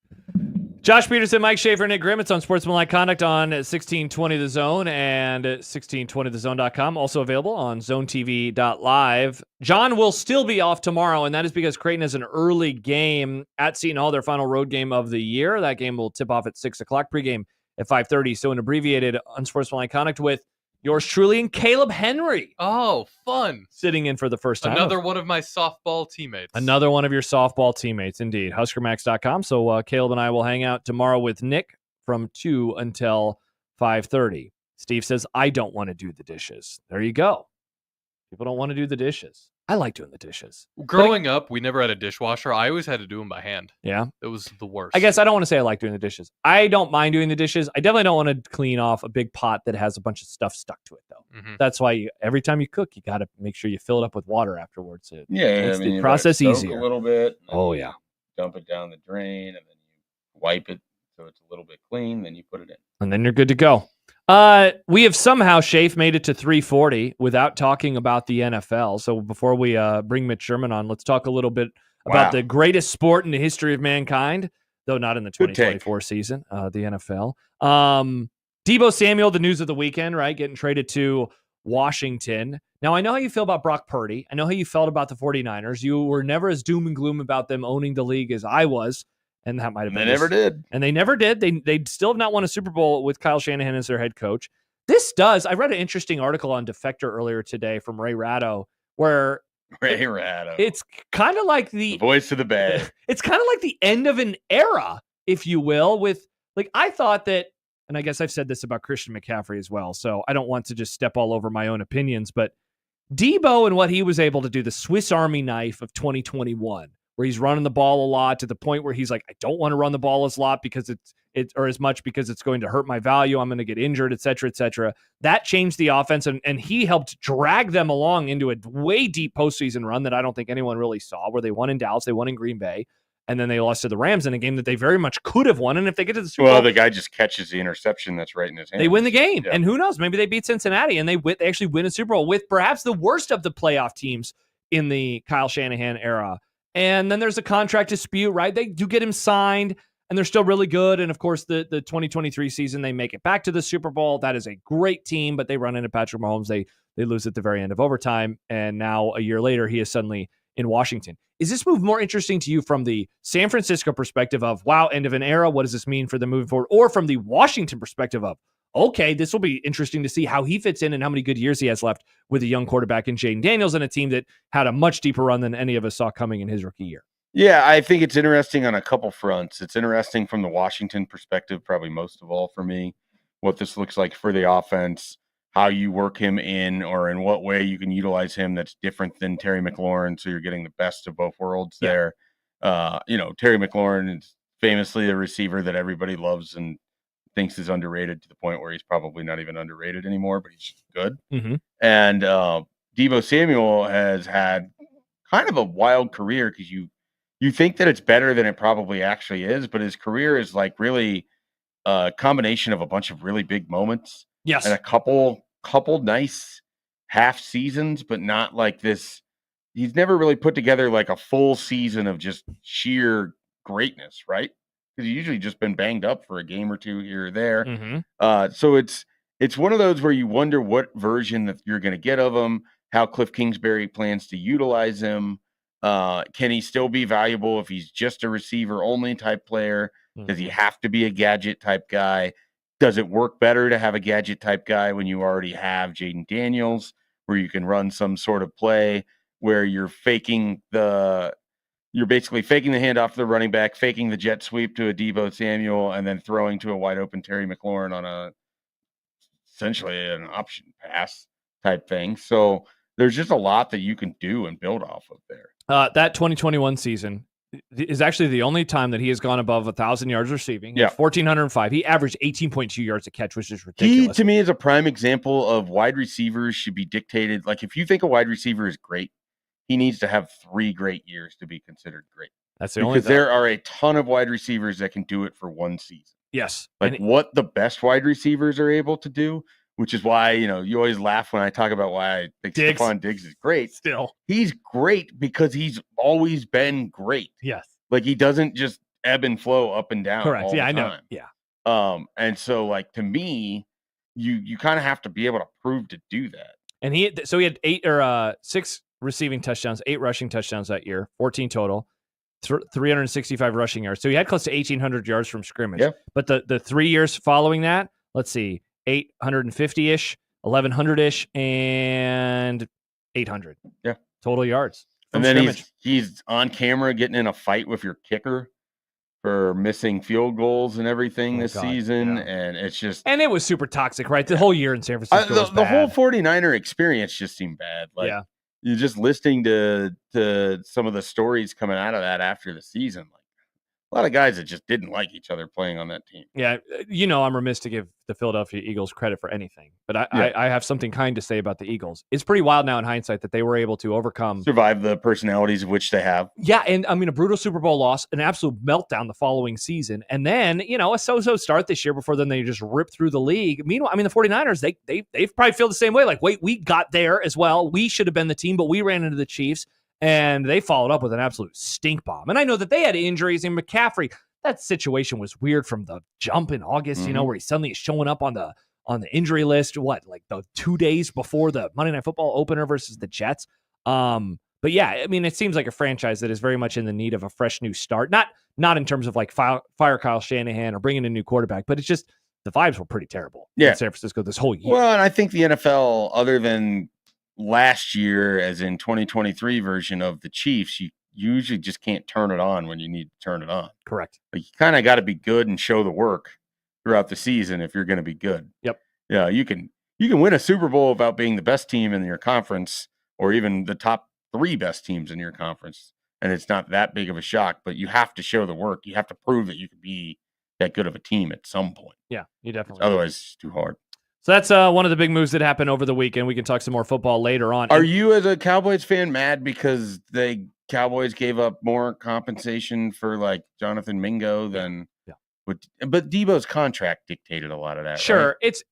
It's funny. Like, comparing those two moves, like, we could do that. I'm just more annoyed that Dallas just doesn't try to do these types of things, let alone, like, they're going to sign Osa and it's going to be a lot of money because they could have done it a couple years ago. The further that I get ingrained in just taking in the NFL and following how good teams do their jobs, it's always like, sign guys early. Once they're good, sign them. And Dallas doesn't ever do that. And so I'm just getting retroactively angrier and angrier at every other thing that has happened.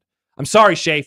I just need the destination to be great. I don't care about the journey anymore. I'm out on the journey, and I'm out on journey.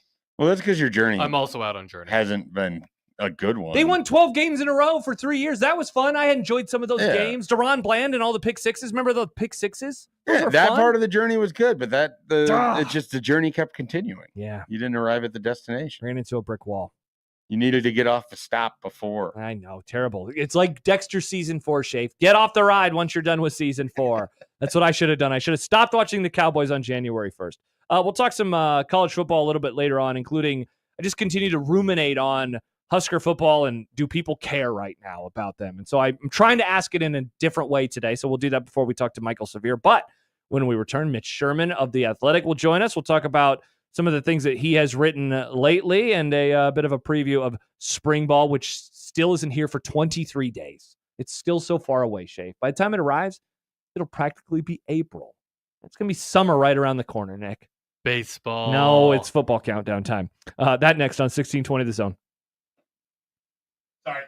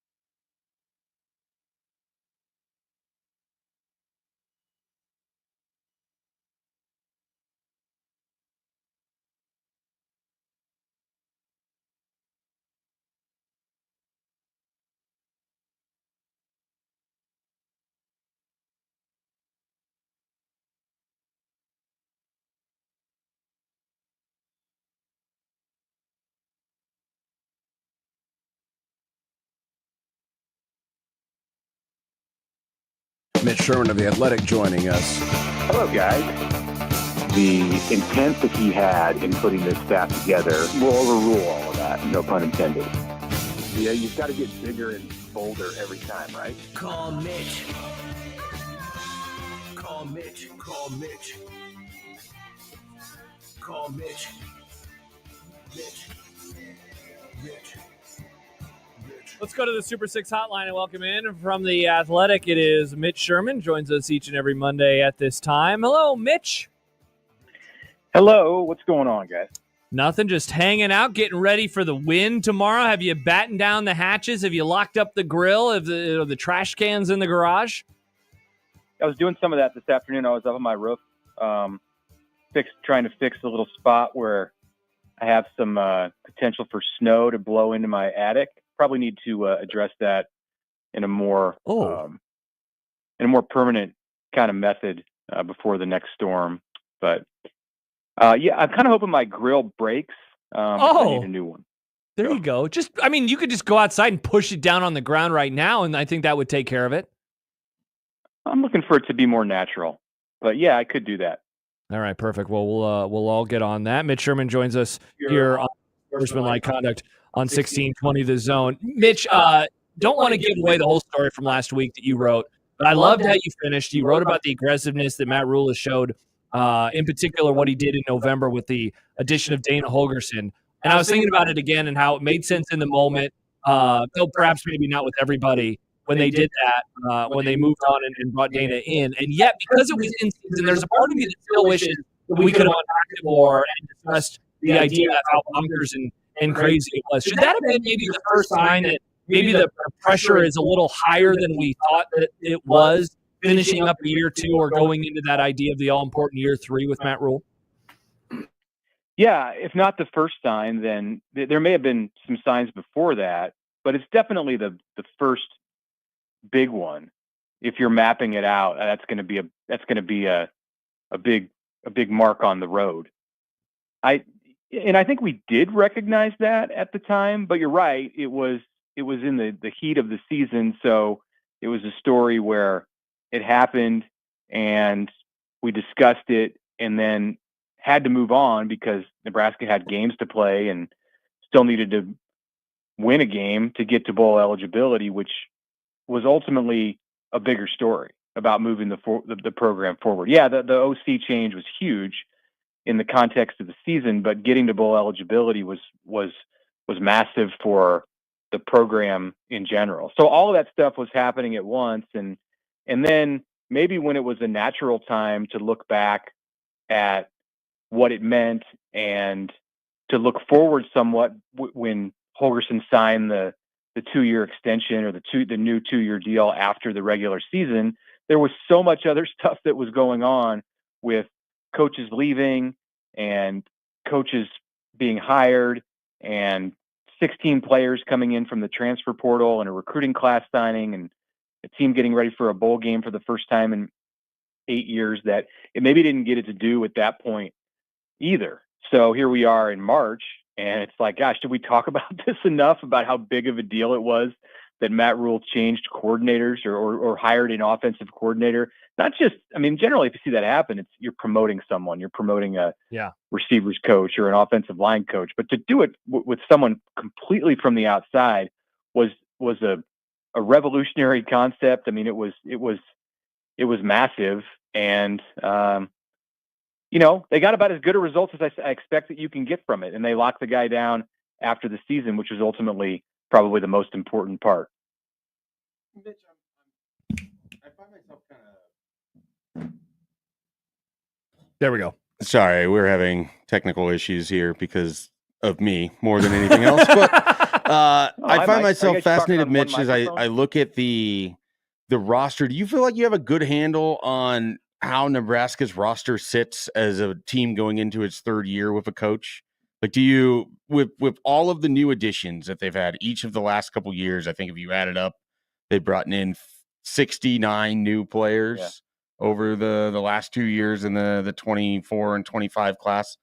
Do you, as you look at the roster, the guys that have returned, the guys that they have brought in, do you feel like you have a good handle on on where the strengths and the weaknesses are on this roster? Or is it still very much a mystery as we look ahead of spring ball at this point in time? I think I have a handle on it, but that could all change based on what we hear out of spring practice. And they're generally pretty transparent.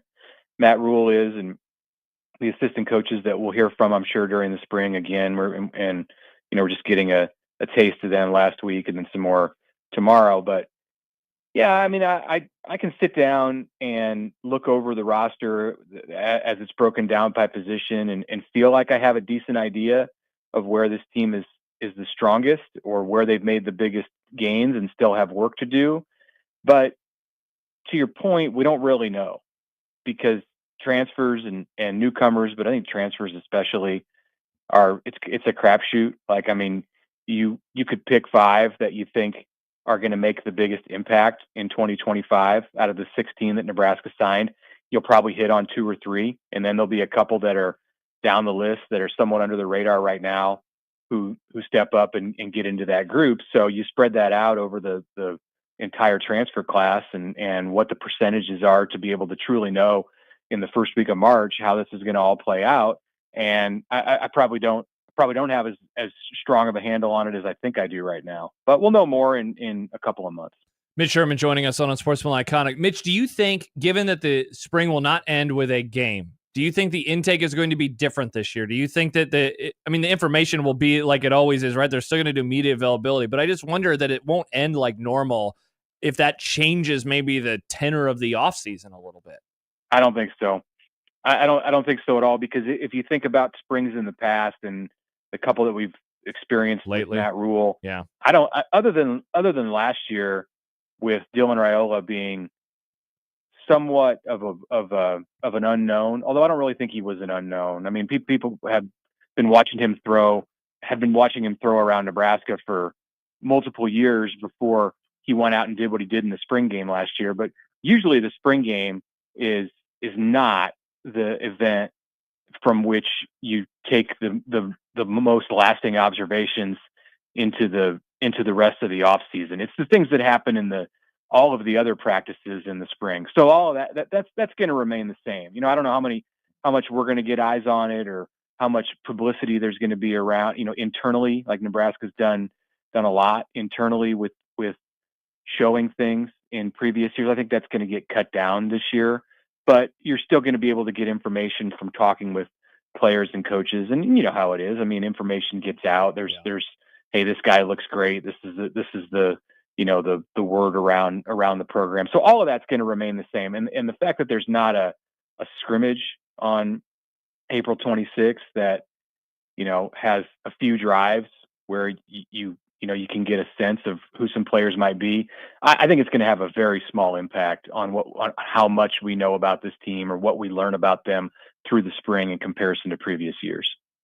Mitch, what area of Dylan Raiola's game, should it increase going into his second season, would have the biggest impact for success for Nebraska in year 3? Ooh.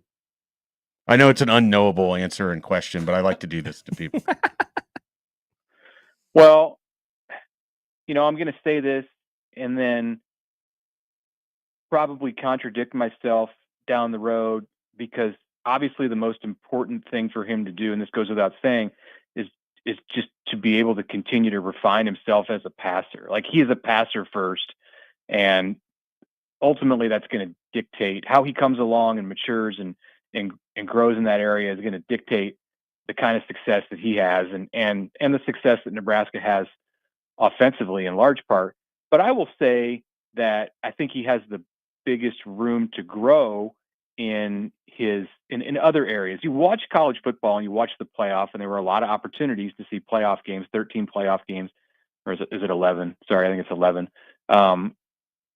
And the teams that were successful and the offenses that were successful had quarterbacks who could at least move the chains with their feet. And we saw that, in a limited time against when Ohio State didn't even attempt to account for him, or there was an official who got in the way of a defensive player and he broke a big run.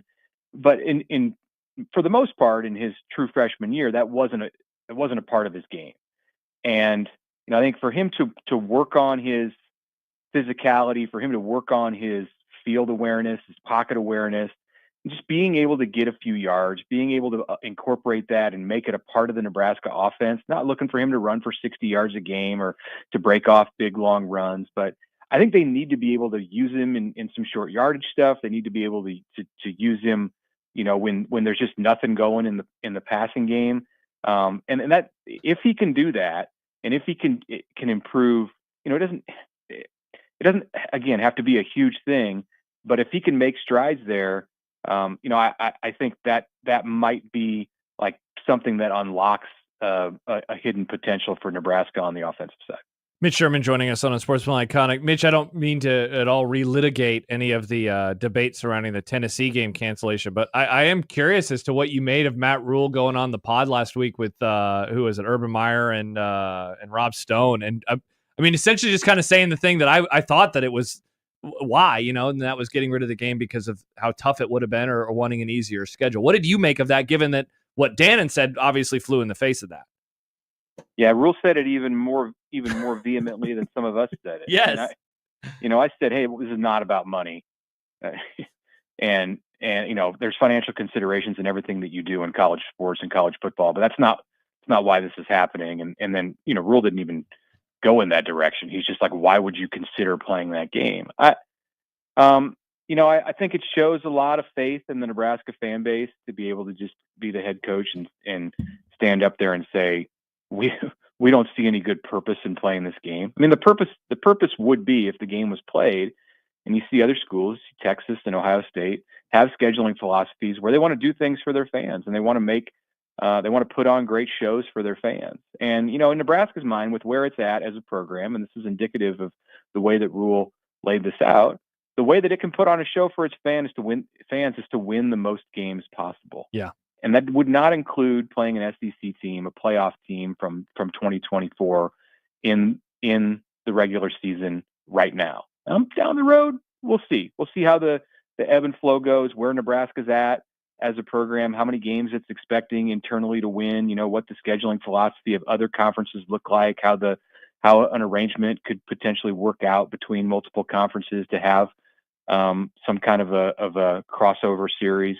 But right now, for Nebraska and where it's at, it doesn't make sense to play that game if it wants to enhance its opportunity to win the most and give itself a shot to make the playoff. You're not, I probably told you this, Josh, and with John when we first talked about this. But if you're not playing with that in your mind, if you don't think that you have any chance, why are you putting the pads on? Like if you're in the Big Ten and you're just like, well, no, we can't get there, then what's the point? Like you have to aim for that, even if it's not realistic. Like in the next 12 months, maybe it is in 24 months, maybe it is in 36 months. That's when those Tennessee games were scheduled to be played. So I'm glad he was honest, and he was probably even more blunt than I thought he would be. But my expectation and my belief was that's how they felt inside the Osborne complex, and he just came out and said it. Mitch, if I took away the specialist, who is the transfer that you think Nebraska has to absolutely hit on of the additions that they had? Like who can they least have be, a bust of all of the transfer guys? The first places that I went and thinking about that were Dane Key, because of his experience and the fact that he's really the only older receiver. You can put Janiron Bonner in that category too, but Janiron's a different kind of receiver. And you have to find a wide receiver one in this group that Nebraska has, and maybe they could get that from somebody else. Isaiah Hunter's put up some numbers. Ja'Cory Barney's a dynamic receiver, but I don't know that he fits into that category just because of what his skill set is and what Nebraska is going to ask him to do. So the first place I went was thinking about Dane Key, and then my mind kind of wandered over to the offensive line, and I think they have to hit on those guys. Probably both of them, probably Pritchett and Spindler, but for sure the tackle Pritchett. Like they've got to get something there. He's got to be a good player. He's got to be a reliable player. They're so thin with what they have, and dependent on players right now whose health status, they don't know that it's that and you get a player like that who's a multi-year starter from Alabama, and I think that's one that has to work. Mitch Sherman of The Athletic joins us each and every Monday at this time. Mitch, we appreciate the time. Good luck with destroying your grill so you can get a new one. Yeah, the key is not to damage anything else. If it blows over, it blows over, but hopefully not into my house. We will rebuild. Thank you, Mitch. Thanks, guys. That is Mitch Sherman joining us as he does each and every Monday here on Unsportsmanlike Conduct. It's a good question that you asked about Dylan. There was a couple responses immediately from Jimmy. He has to scramble. Winning quarterbacks scramble when needed in college. A lot of people do want him to scramble more. Do you think that that's something that he can get better at? Like, no, I don't either. I think he's he can too get better tentative as a runner. I think he can get better at awareness in terms of like when to slide, when not to slide. But I don't think he's going to be like this great runner. I just don't think he has that ability. I think I think he can absolutely be better at taking a couple yards in front of him when the opportunity is there. Yes. But I don't think he's going to go from a guy who last year looked scared to run to he's just going to run with reckless abandon. I mean, obviously in the Ohio State game, he showed that he can do that. He's also showed since that Ohio State game that might be more of an aberration. I think he has strong pocket presence for the most part. He knows how to move the pocket and just stand into things. It's only going to get better the more he plays. Yeah. The older he gets, the better he gets at dissecting things while he's on the field. To me, on that answer, if I was answering my own question, I think if he hits on a higher percentage of deep passes, Nebraska is going to be in a much better situation. I mean, if you can make teams have to defend the whole field, if the deep ball is there, if the version of Nebraska that we saw in the bowl game where they tried to take a couple shots down the field, you're able to hit on some of those, or some of the ones where it felt like guys were open that he just straight missed on. I mean, I think that would change the way teams have to defend, which would open up other things for Nebraska. I understand. I totally get but I don't think he's going to become a runner overnight. I just don't think that's part of his game. I think he's just tentative when he ran last year, and understandably so. And then you have moments like he tried against UCLA, and that was a very this is what happens when you run and it doesn't go well for you. Yeah. So then obviously the Ohio State play opened a lot of eyes, right? Like where he had such a big gain long of his. But I think that was season. a product of other things that happened in that play and not just Dylan. So it's more to me like if he's going to be better in one singular aspect that could have the most chance of leading to more success, besides the obvious of just protect the football better. If he is a better passer downfield, which he was, according to some evaluators, one of the best deep balls in high school coming out of high school. That I thought that was going to be something. Some of that you is could a kinda combination depend on. of better wide receiver route running, better timing with your wide receiver, guys wrestling away some of those 50-50 catches that didn't happen last year. Yeah. I mean, I just think that could help Nebraska in a huge way. All right, when we return, we'll get into this topic that I've been wanting to dive into about just, why is it so quiet? And again, I'm not going to ask it that way. I'll ask it a different way. So we'll do that when we return. Husker haze. Yeah. Oh, idea, Shafe. Let's put that on a graphic. You're so good. You really are, Shafe. That's a nice headline for a column that you could write for Husker 24/7 Sports. Breaking through the Husker haze. Which you should subscribe to today. And a reminder, once you get past the free trial or whatever kind of thing that they've got going on, you get Paramount Plus. You get Paramount Plus. Which has Yellow Jackets, but I'm out on Yellow Jackets, Shafe. I'm done with Yellow Jackets. I was, a couple of my friends were engaged in a discussion after many beers about Yellow Jackets, and one of them was very pro, and the other one was like, I liked the first season, and then I was done. Then it became one of the worst shows that was ever made. Whoever that friend is, good take. Okay. Very good take. Love season 1. Thought it was awesome. There's only season 4 2, of us, so you think I could know, but I can't remember. I know one of the people in the discussion. The drunken haze. But I don't know the other 2. Yeah. I don't know which of the other 2. I have a guess because one of them watches more TV than the other. Odds and right, season 1 or season 3 is better than season 2, but nowhere near as good as season 1. The issue with Yellow Jackets not enough is cannibalism for you. No, there was lots of cannibalism in season 2. The biggest issue is, so it's like when they have a plane. I don't know how much you know about it, but the soccer team that this is a show that you wanted me to watch the first season of that I never really got into. I'm happy you didn't. Yeah. Plane crash happens. It's a high school girls soccer team in the 90s, yep, right? I know that. I know that. And then you said you didn't know there's the some premise. back and forth. I get that. Okay, Shelby watched the first season. My brother-in-law watched the first season. And then the The timeline, island is purgatory the whole time. I mean, it really kind of has a little Lost vibes to it. And then the other part is them as adults. But the problem is, stuff happened that they can't talk about yet because it has to play itself out. And so like the adults talk around the things that happened when they were kids in service of plot, and also the adult storyline is so damn boring. The cannibalism stuff's a lot better, Nick. Sorry, it is. The cannibalism stuff is better. So it's basically like if Lord of the Flies follows up after they all and there's some like weird supernatural lost vibes to it. Yeah. I'm out on it. Yeah, D'Lo says show has gotten worse after each episode. I made the decision after the finale last year. I'm done with the show, and I've stuck to it. I don't even know what's happening on it. Some television shows start as a great idea that can't sustain as a television Correct. show. Or maybe it should just last a season or two. Remember Homeland Season 1? Homeland Season 1 was so good. Yeah.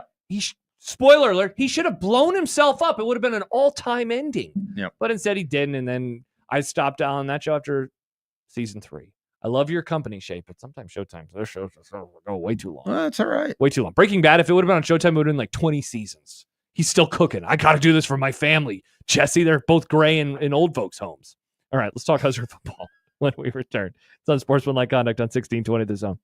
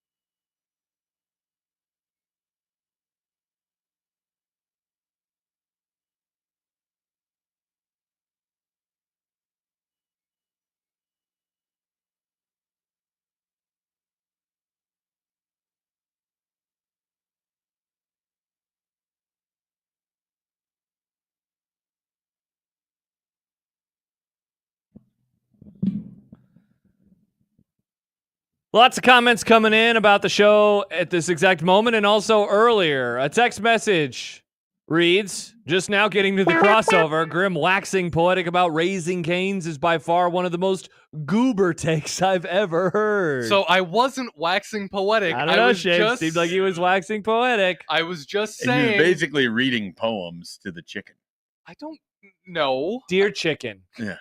I was just saying I think Cane's made chicken I tendies more love you. acceptable socially for adults to eat. Another text writes, did Schaefer not watch the Iowa game? Raiola has a long way to go on the pocket presence. Wow, look at you guys both catching strays for your takes. That's all right. No strays for me to catch. I'll take the totality of the season for the only freshman that played at the Power 5 or Power 4 level, and Iowa's defense causing issues for him. Yeah. I'm fine with the idea that we'll take the other 12 games versus one poor performance. Meanwhile, people are celebrating my takes because I famously said that you're an idiot to think the snow is done. And now, Shafe, we get an email from the National Weather Service. I'm going to read some of these words to you, and maybe why are you fear-mongering this storm? Not hard? fear-mongering. I'm just reminding people if you have a grill and it's brand new to maybe take it inside. Also, that's all I'm doing, Isn't Shafe. the National Weather Service and the FAA kind of handshake memeing right now? I don't know, Nick. I get one of my dear friends has access to these Haven't they packets. just installed AccuWeather as ahead of all of our weather at this point? Let's just read I thought the it was packet. just grok. Let's just read the packet together, shall we, friends? I didn't get it. Well, that's because you don't have inside information like your boy does. Oh. Winds increased drastically from east to west Tuesday afternoon and evening, gusts to 30 miles per hour possible. But here is Shafe where it gets bad. 1 to 3 hours of near zero visibility, flash freeze on roads, wet snow and wind leading to power outages, and a few inches of total snow. Several hours of 50 to 70 mile per hour wind gusts. I'm just trying to protect you and your grill. And you say, fearmonger? No, I'm just saying, watch out for the wind, friends. That's all I'm trying to say. Counterpoint. What you're going to debate the wind? Okay, Omadome. Shapiro. No. Omadome. The dome ain't helping us tomorrow. Kenneth says, Josh here for big grocery. No, I'm not here for grocery. She's shopping today for the grocery. So see, we're good to go. Trying to scare everyone up. No fear. No fear mongering. Do you ever wonder why some people are grocery people and other people are grocery people? I think I'm a grocery boy. You just said grocery. I don't know. Grocery? You said gross. I don't know, Nick. Because you're Go to the car and gross. get the groceries? Groceries. I don't know how I just say gross. I'm a gross guy. Wow. Sam writes, Josh and Rusty Lord actively rooting for outright devastation of the Omaha metro area. Definitely not. There's no devastation in my heart. Just in None. people's lawns. Yeah, in their grills. Be Yeah, safe, you man. just want the whole metro to be littered in debris and everything else. It's interesting you didn't care about people's grills until you yourself had a grill. No. Now suddenly it's a big issue for you. Nick, I always care about my neighbors. I care about society. And their grills? Of course I care about their grills. That's the most important thing in society. Do you care about society, though? Yes, me? Yeah. You're thinking of John right now. I do. I do care about my common man and woman and non-binary. I want everyone to be okay, and I want everyone to I want life to work out. But sometimes it doesn't, Shafe, and your grill blows over. But we will rebuild. We will Why pick does it it up feel together. like later there's going to be a read from you for like a new store in town that sells grills or something? Like this is you're just fear mongering everyone into what's going to happen here. No fear. I won't be talking about a certain cut of meat, that's for sure, on any other portion of today's show. All right, let's talk football, Shafe. So I've had some variation of this discussion.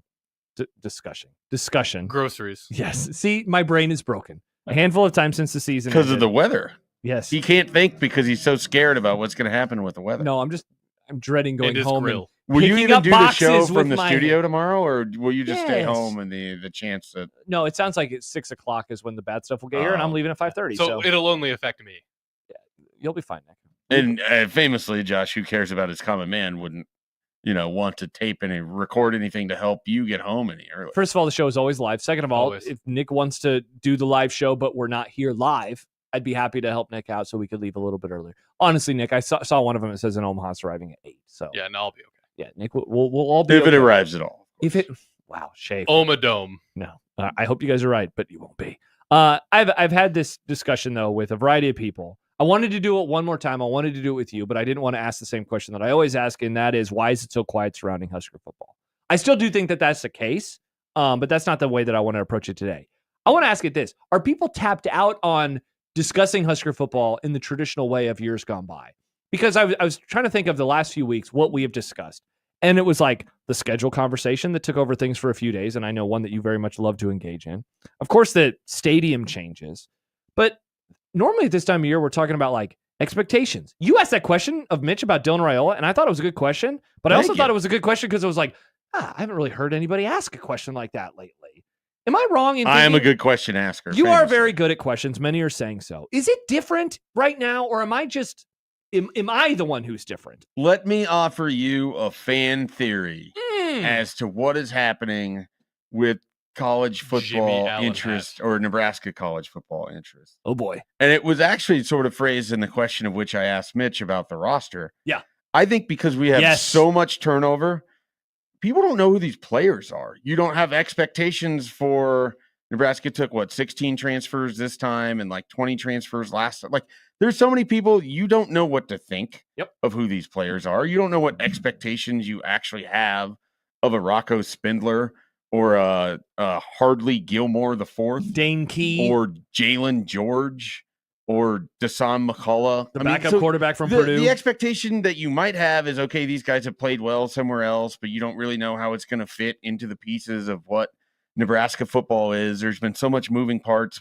You have basically a new staff, even though on one side of the ball, amazingly, the new staff is occurring more on the defensive side of the ball. Isn't that insane? Than on the offensive side of the ball, which just fascinates me in a variety of ways. Yeah. But a lot of this comes down to, I don't know that people can have discussions about Nebraska football because they don't have the same connection to the players and development that occurs year and year and year and year. Don't know the roster as well. If you ask people who they're excited about, I bet you can contain it down to like 15 answers because there's just many people. The people that have been here for a few, like people would be excited about Ja'Cory Barney or Carter Nelson Obviously or Dylan Raiola or Riley Van Poppel or Emmett Johnson. But you have this whole wave of Wilson guys McGahee. that are gone now, whether it be Benhart, Robinson, Fedoni, that have been here for a long time. And so we're starting this over where you don't have these stalwart veterans that have been playing their way through things because you've just been in Transferville the last 3 years. You don't like who's the player that has the most starts left on the roster at this point in time? Most starts on the roster. Probably be somebody on offense, right? It's Marquise Buford, right? Or Malcolm Hartzog. Are those the answers? And those aren't like, I think though, I'm asking genuinely. I don't know what the answer is because your veteran players on this team that have played more than one season are names like Justin Evans or Henry Rudkowski, and they're part-time players that have played more than one season. They haven't necessarily always been full-time individuals. You have Marquise Buford, who has had injuries that have derailed some of his playing time. So he had 2 basic seasons where he's played a lot and then one where he played a little. I mean, hell, Emmett Johnson's now going to be up there. Yeah, well, Emmett Johnson was a third stringer for 2 years, and he has a handful of starts out of that. Yeah. You have an entirely new wide receiver room where Janiron Bonner is the most veteran returning wide receiver you have, and he played fullback for a little while. Yeah. You have no tight ends returning in Borkircher or Fedoni that have given you sustained production. Your top tight ends are Luke Lindenmeyer and a converted quarterback. Mm-hmm. So again, I ask on this roster that we talk about in the offseason, we talk about all. It's hard to do it right now. We have no idea how to talk about this team. Yeah. Is this how it's going to be all the time now? I wonder. I mean, it really depends. But if you just look at how many new players have been added, how many people have left, you just don't have like this. We're not at college basketball yet where nobody talks about it because you don't know what it looks like after April ends, May starts, and then you get into November and there's 4 new players coming onto the court. One guy that you remember, one holdover that wasn't good and still isn't good, and then there's your roster. Yeah. So I think with college football, we have to adjust to like it's not what it used to be. The way you discuss and think about it is going to be different. Your off-season content is going to be different. And maybe Nebraska's just in this transition period. And some of it could be connected to the extra COVID year because players have stuck around forever. Yeah.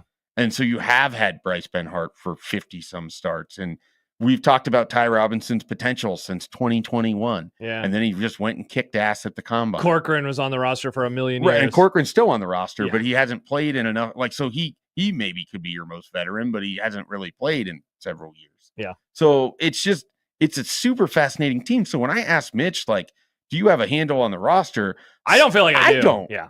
And I don't mean that as like Mitch is a beat reporter for The Athletic. Like, I hope he has a handle on the roster, just like if I ask BC or Brunts. But I think it's from a standpoint of year in and year out. This is a weird, we are entering a very strange territory where if someone sit here and tells you that they feel really good about this position group or that position, I don't believe any of it. Yeah. I don't know how you could. Yeah.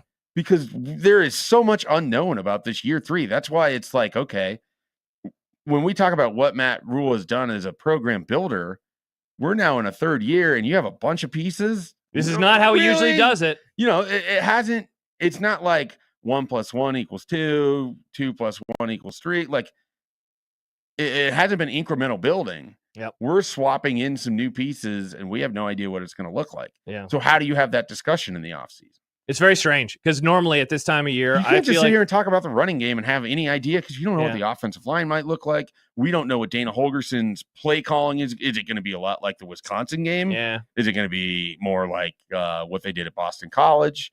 Do we know what the starting offense? There's just so much we don't know. Mm-hmm. So you're kind of in the dark. So you can't really have those discussions. Yeah. So the reason that something like a Tennessee becomes this lightning rod, in addition to the obvious, because it's just unique. It's easy and it's easy to discuss.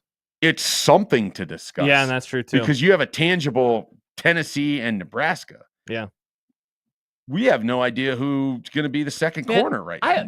I think you're bringing up all the correct points. I hope that changes when spring ball starts in a few weeks. Well, and it could, because then we're going to learn, hey, how's this position group going? And one of your guests is going to have an opinion on Isaiah Hunter, who they probably never watched play once in a season at Cal. And that guest would be me. I never watched him at Cal. Mm-hmm. But I will probably, you'll ask me a question, and I'm just setting this. I don't know that this is. I'm going to ask you about him now. But, and my answer is going to largely be based on what a coach says who's watched him in practice or talking to an evaluator who watched his film from 24/7 Sports. Yeah. But it's not going to be based on anything Mike Shaver knows. Yeah. It's going to be based on what you're hearing. And so that just changes. It changes the way that content gets created. It changes the way that things get consumed. It changes the conversations that happen. It changes the questions of the people who go on the radio and what you listen to. Everything is different because this is as unique of a football roster as you have ever experienced. Yeah. All right. I think you figured it out for me. I'm happy you did. I was excited to get into this because I've had this sitting in my brain for a while. I've been thinking about it for such a long time. There's such a malaise. Like, whatever I write right now, and this isn't me complaining, this is just a reality of what it is. Whatever I write right now, people just aren't that interested. Yeah. Like I am really, really trying to figure out this void between when the portal ended, interest in Nebraska football just plummeted way down. I've noticed it too. People don't care about the 2026 recruiting class. People don't care about potential who could be sleepers on the right. We don't really know. You're just throwing darts.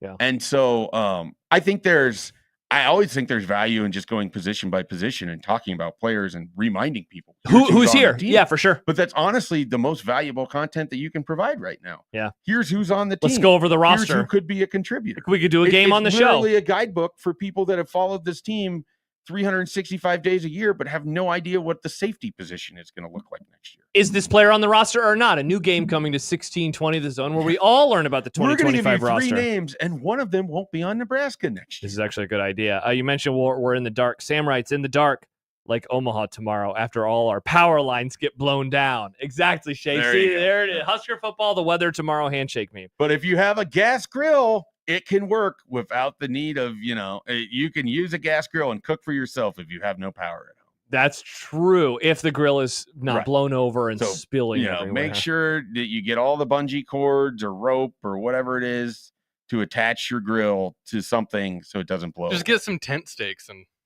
put it down. I feel like the storm is sponsored by Unsportsmanlike Conduct. Oh, is it?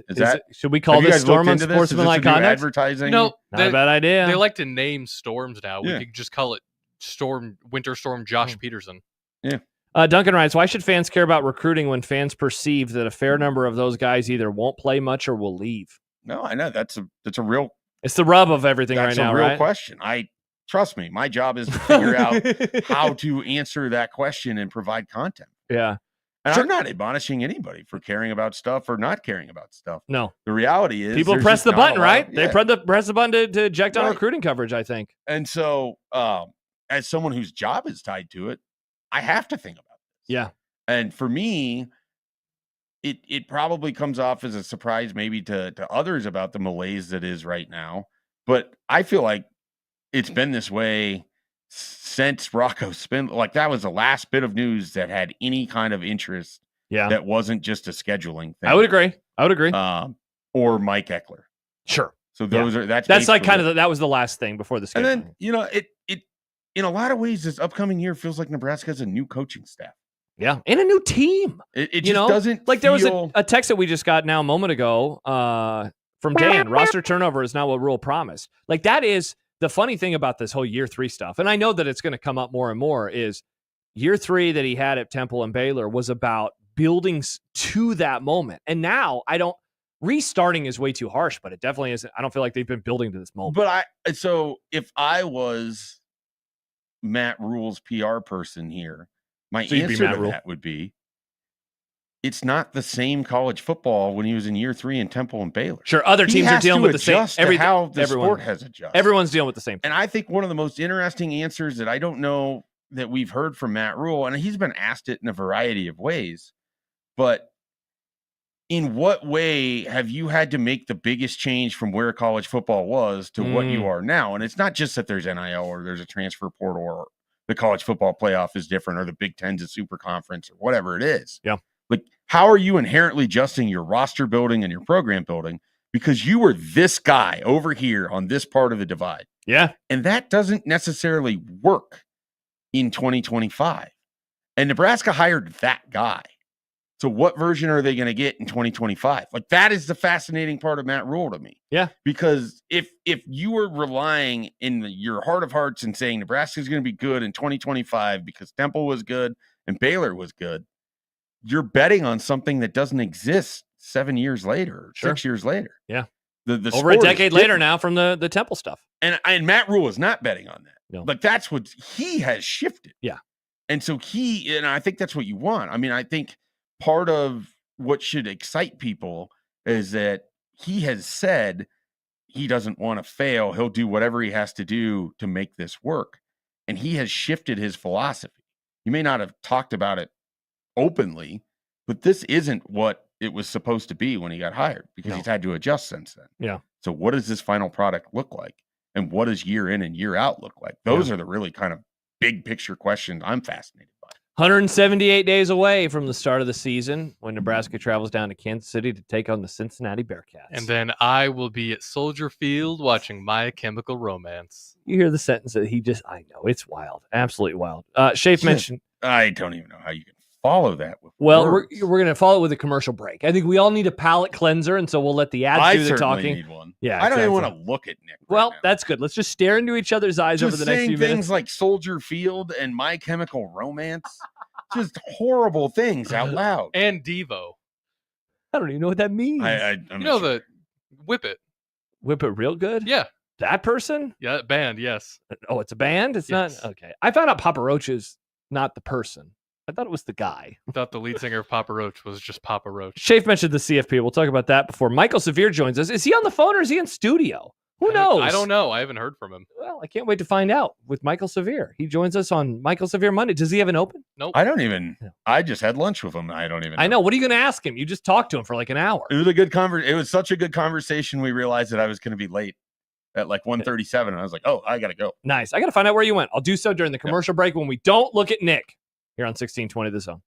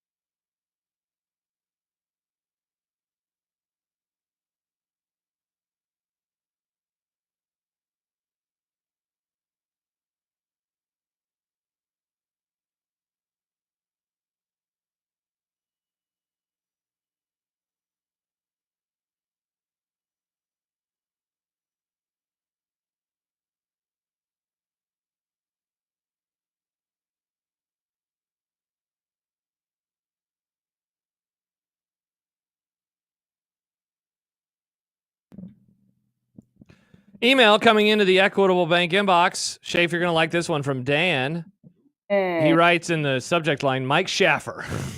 Off to a great start. But in all seriousness, he's absolutely your best guest host. This guy makes great conversation and points on NU football. Wow. Shout out to you, Shafe. Tough look for Austin and tomorrow, Caleb. Well, there can only be one, Nick. This is what the listener said. I will not give my opinion on who is the best guest host. But I will say that I asked Mike Schaffer you will to vote in Michael Severe's bracket. I will vote for you. I don't even know who you're facing, but I will vote for you. I believe Amy Just in round 1. Sorry, Amy. I'm Schaffer pilled. I think I'm going to be upset. You can't just influence votes like that. But it's not my bracket. Michael's not even a full-time employee here. I'm not putting any thumbs on the scale. I'm just giving my take. You giving a take is putting a thumb on the scale. Is it really? You might as well donate $10,000 to the Schaefer CPAC. He gives takes on college basketball all the time, and we know he wouldn't put his thumb on that scale. Hey-oh. Or wait, am I putting my thumb on the button? Well, you would put your thumb on the button. Okay. Don't have a ton of time here, but let's get to the college football playoff stuff anyway. So you don't know what's happening. Right I have a general idea. What do you know? Well, stuff. Okay. No. I don't mean to put you about more AQs for like Big Ten, the SEC. There's the idea of having like 4 teams playing on on the conference championship weekend. 2 of those would get guaranteed AQs. So you know way more than you. Yeah. Okay, you made it Is seem that like not you're true. All of the I feel like I have a habit of playing dumb. For okay, you. I thought that you actually didn't realize what was happening. I know a little bit. Okay, but I didn't know if there was new stuff that I don't know what happened in the world from Wednesday until really even I didn't pay attention to anything over the weekend. So if there was a lot that came down last week about the college football playoff, then there's stuff that I wouldn't know. Well, it's funny. The story that I was first going to quote is from Ross Dellinger, and it went up Tuesday night. So by that point, you were on vacation mode. You're not caring about you're not reading Yahoo Sports. Yeah. So just give it back to me. All but right. For the most part, I'm not as dumb as I might make myself appear to be. Well, that's awesome. ACC Phillip.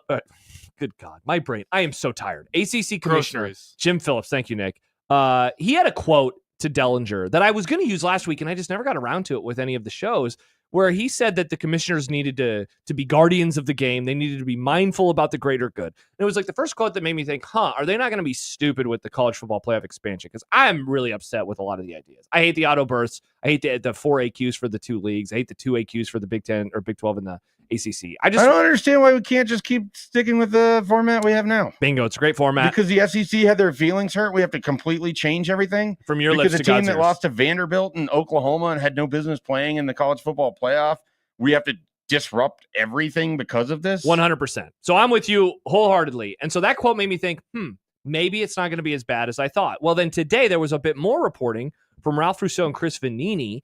And essentially there's some quotes here. And these are very good college football reporters, by the way. I just want to say all 3 of these people are very valuable to me in learning things that are going on in a sport that I cover. And so that is making me maybe a little bit more. I would make them 1 seeds for national bracket. I would agree. Anyway, whatever. I'm trying not to be too optimistic, but there was a quote from, said one of the more than half dozen administrators from the other 8 FBS conferences to speak to The Athletic. Okay, so there's going to be some off-the-record quotes.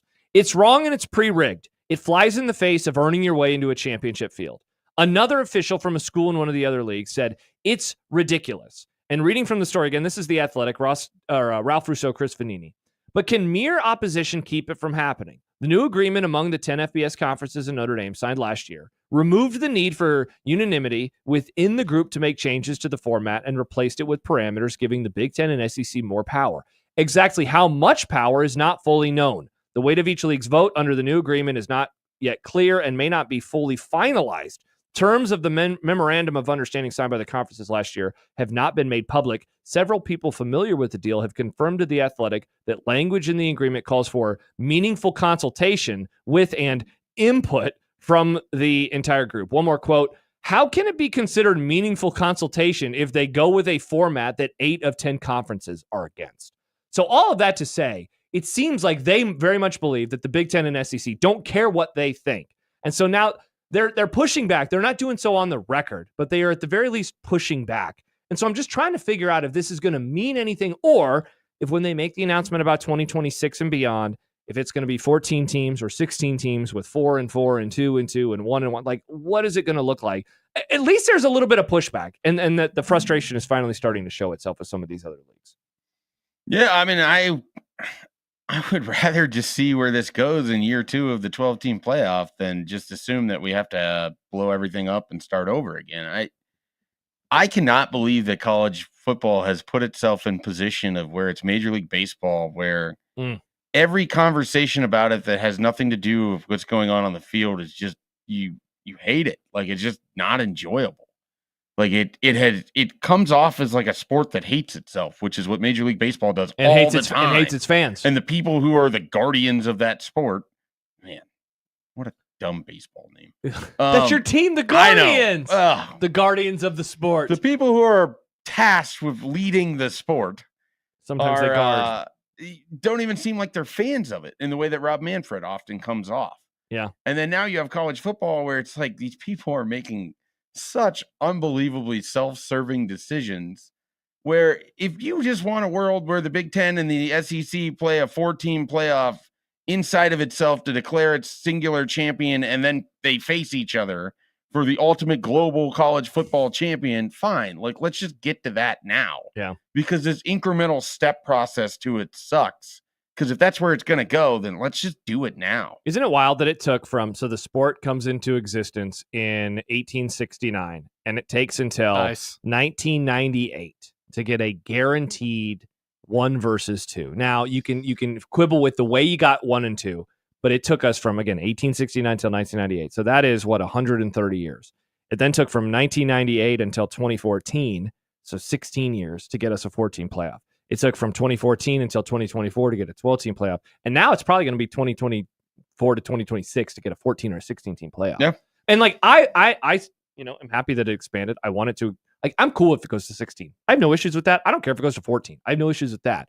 But some of just the weird, goofy crap that they're doing along the way, and that who's asking for these types of things? Like, you're right. I hadn't thought about it from that perspective, but you're right. Like, people don't really have the celebratory discussions about college football, except for like in-season rocks. I love talking about the games, but even this season was great, and it was marred though by the Indiana discourse, right? Yeah. And do they belong? And but it wasn't really marred. Like, that's what happens in college football. Like, we've had that discussion in the past where a team does really well, and you're not sure if they belong in the BCS in the championship game, and then the computers would dictate whether they're there or not. Like, that's not an unusual discussion or a new discussion. Yeah. It's just framed differently because it was Indiana. And really, if the crux of what all happened is that one SEC team got left out and now we have to blow this all up because of that, that's pretty rough. Just get to the point where we have to stop changing it all the time. Yeah. And the drivers of all of this just feels like it's the TV network. So, and the leagues. When we return, he's in the green room. Well, you're Mike Schaefer. Michael Severe is going to join us, though. Who knows what we'll talk about? Combine stuff, 40-yard dash times, Isaiah Nayer having all the athletic numbers and people talking about him. Thomas Fidoni, he ran and did a couple of things as well. All that and more. No baseball, though, with Michael Severe. I hope you're ready for that. That's all right. We didn't talk any baseball when I had lunch. All right, perfect. We'll do all that and more when we return. Michael Severe joins us next on 1620 The Zone.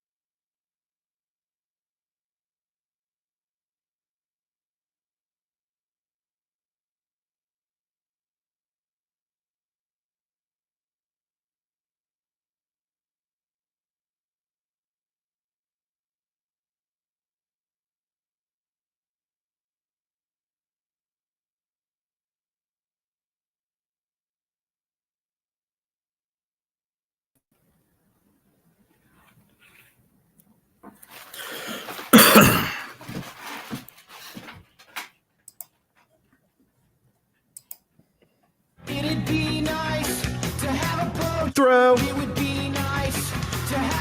Throw. Throw. Throw. Throw. Throw.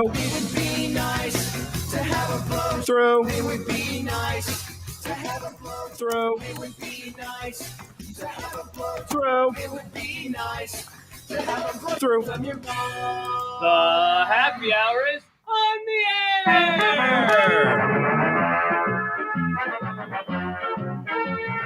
It's a Monday. Mike Schaefer's in the building. Nick Grimm is in the building, giving bad baseball takes that seemed off the air. I'm here. And now we welcome our new Monday friend. Well, he's always been our friend, but now he joins us on Mondays. It's Michael Severe. He covers the combine. He tweets about 40-yard dash times, and he probably has had many people ask him about Isaiah Nayor over the last couple of days. Michael, how did they not use him better? Michael, have you seen his stats? What does it say about him in the draft? Hello, Michael Severe. How are you? Hello. Can you tell me how Tommy Tuberville won 13 games in a season? I thought you were going to say, could you tell me how he won in the Senate seat in the state of Alabama? I mean, that I understand, but I mean, come on. I mean, this guy's an absolute idiot, and somehow that proves that you don't have to be very smart to be a head football coach. No offense to any football coaches out there, but Tommy Tuberville won an SEC championship game, went 13-0 in a season, had a pretty decent career as a college coach, and is an absolute idiot. I mean, shows a lot. Shafe, any thoughts? I do have a thought. Would you take Tuberville or the guy from ISU that had like as good of a season that Gene Chizik? Yeah. Did Gene Chizik won a championship, didn't he? He did with Cam Newton. Yeah. So, I mean, that man won a championship. Well, I would take Chizik only because I think a Z at any point when I'm playing Scrabble is a great letter. So I would take Chizik, I think, personally. But yeah, I guess the point there is Auburn the opposite of like an LSU where a coach can win a title all the time and Auburn can just have a bad coach randomly win 13 games? Well, I think LSU and Auburn are very similar, right? I mean, because so I guess it would be the comparison. Yeah, but I don't know that I think of Ed Orgeron as necessarily or Les Miles as bad coaches. Ed Orgeron's an idiot. I mean, Ed Orgeron's literally an idiot. I mean, you go around and sleep with every woman in the office. I mean, every woman, not just one. He can still recruit the good players, Michael.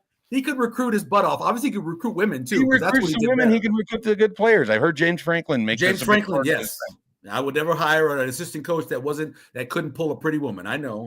That's one of his brighter moments ever as a head coach. It's a reminder. I thought you were going to bring up Meat Market because I know you and I bonded over Meat Market. Great book. Great book. Really good book. If you've never read it, it was about what year was 2008 Ole Miss. Yeah, Ole Miss recruiting class when they were going after the running back from McKnight. Yeah, Joey from St. John. Yeah, good kid, New Orleans kid. Yeah, got shot to death. Yeah. The star of that book ended up being Patrick Willis, right? Like he was like the best player that was part of that whole thing. You know what's weird about Joe McKnight was one of, in that class for USC, if you remember, they had 4 different players that were the number 1 player in their state in that recruiting class. I'm not mistaken, it was Michigan, Louisiana, I know California, and I know there was a 4th one. I feel like Nebraska's probably done that, but it's been like South Dakota. They did it last year. You're right. You're right. That is true.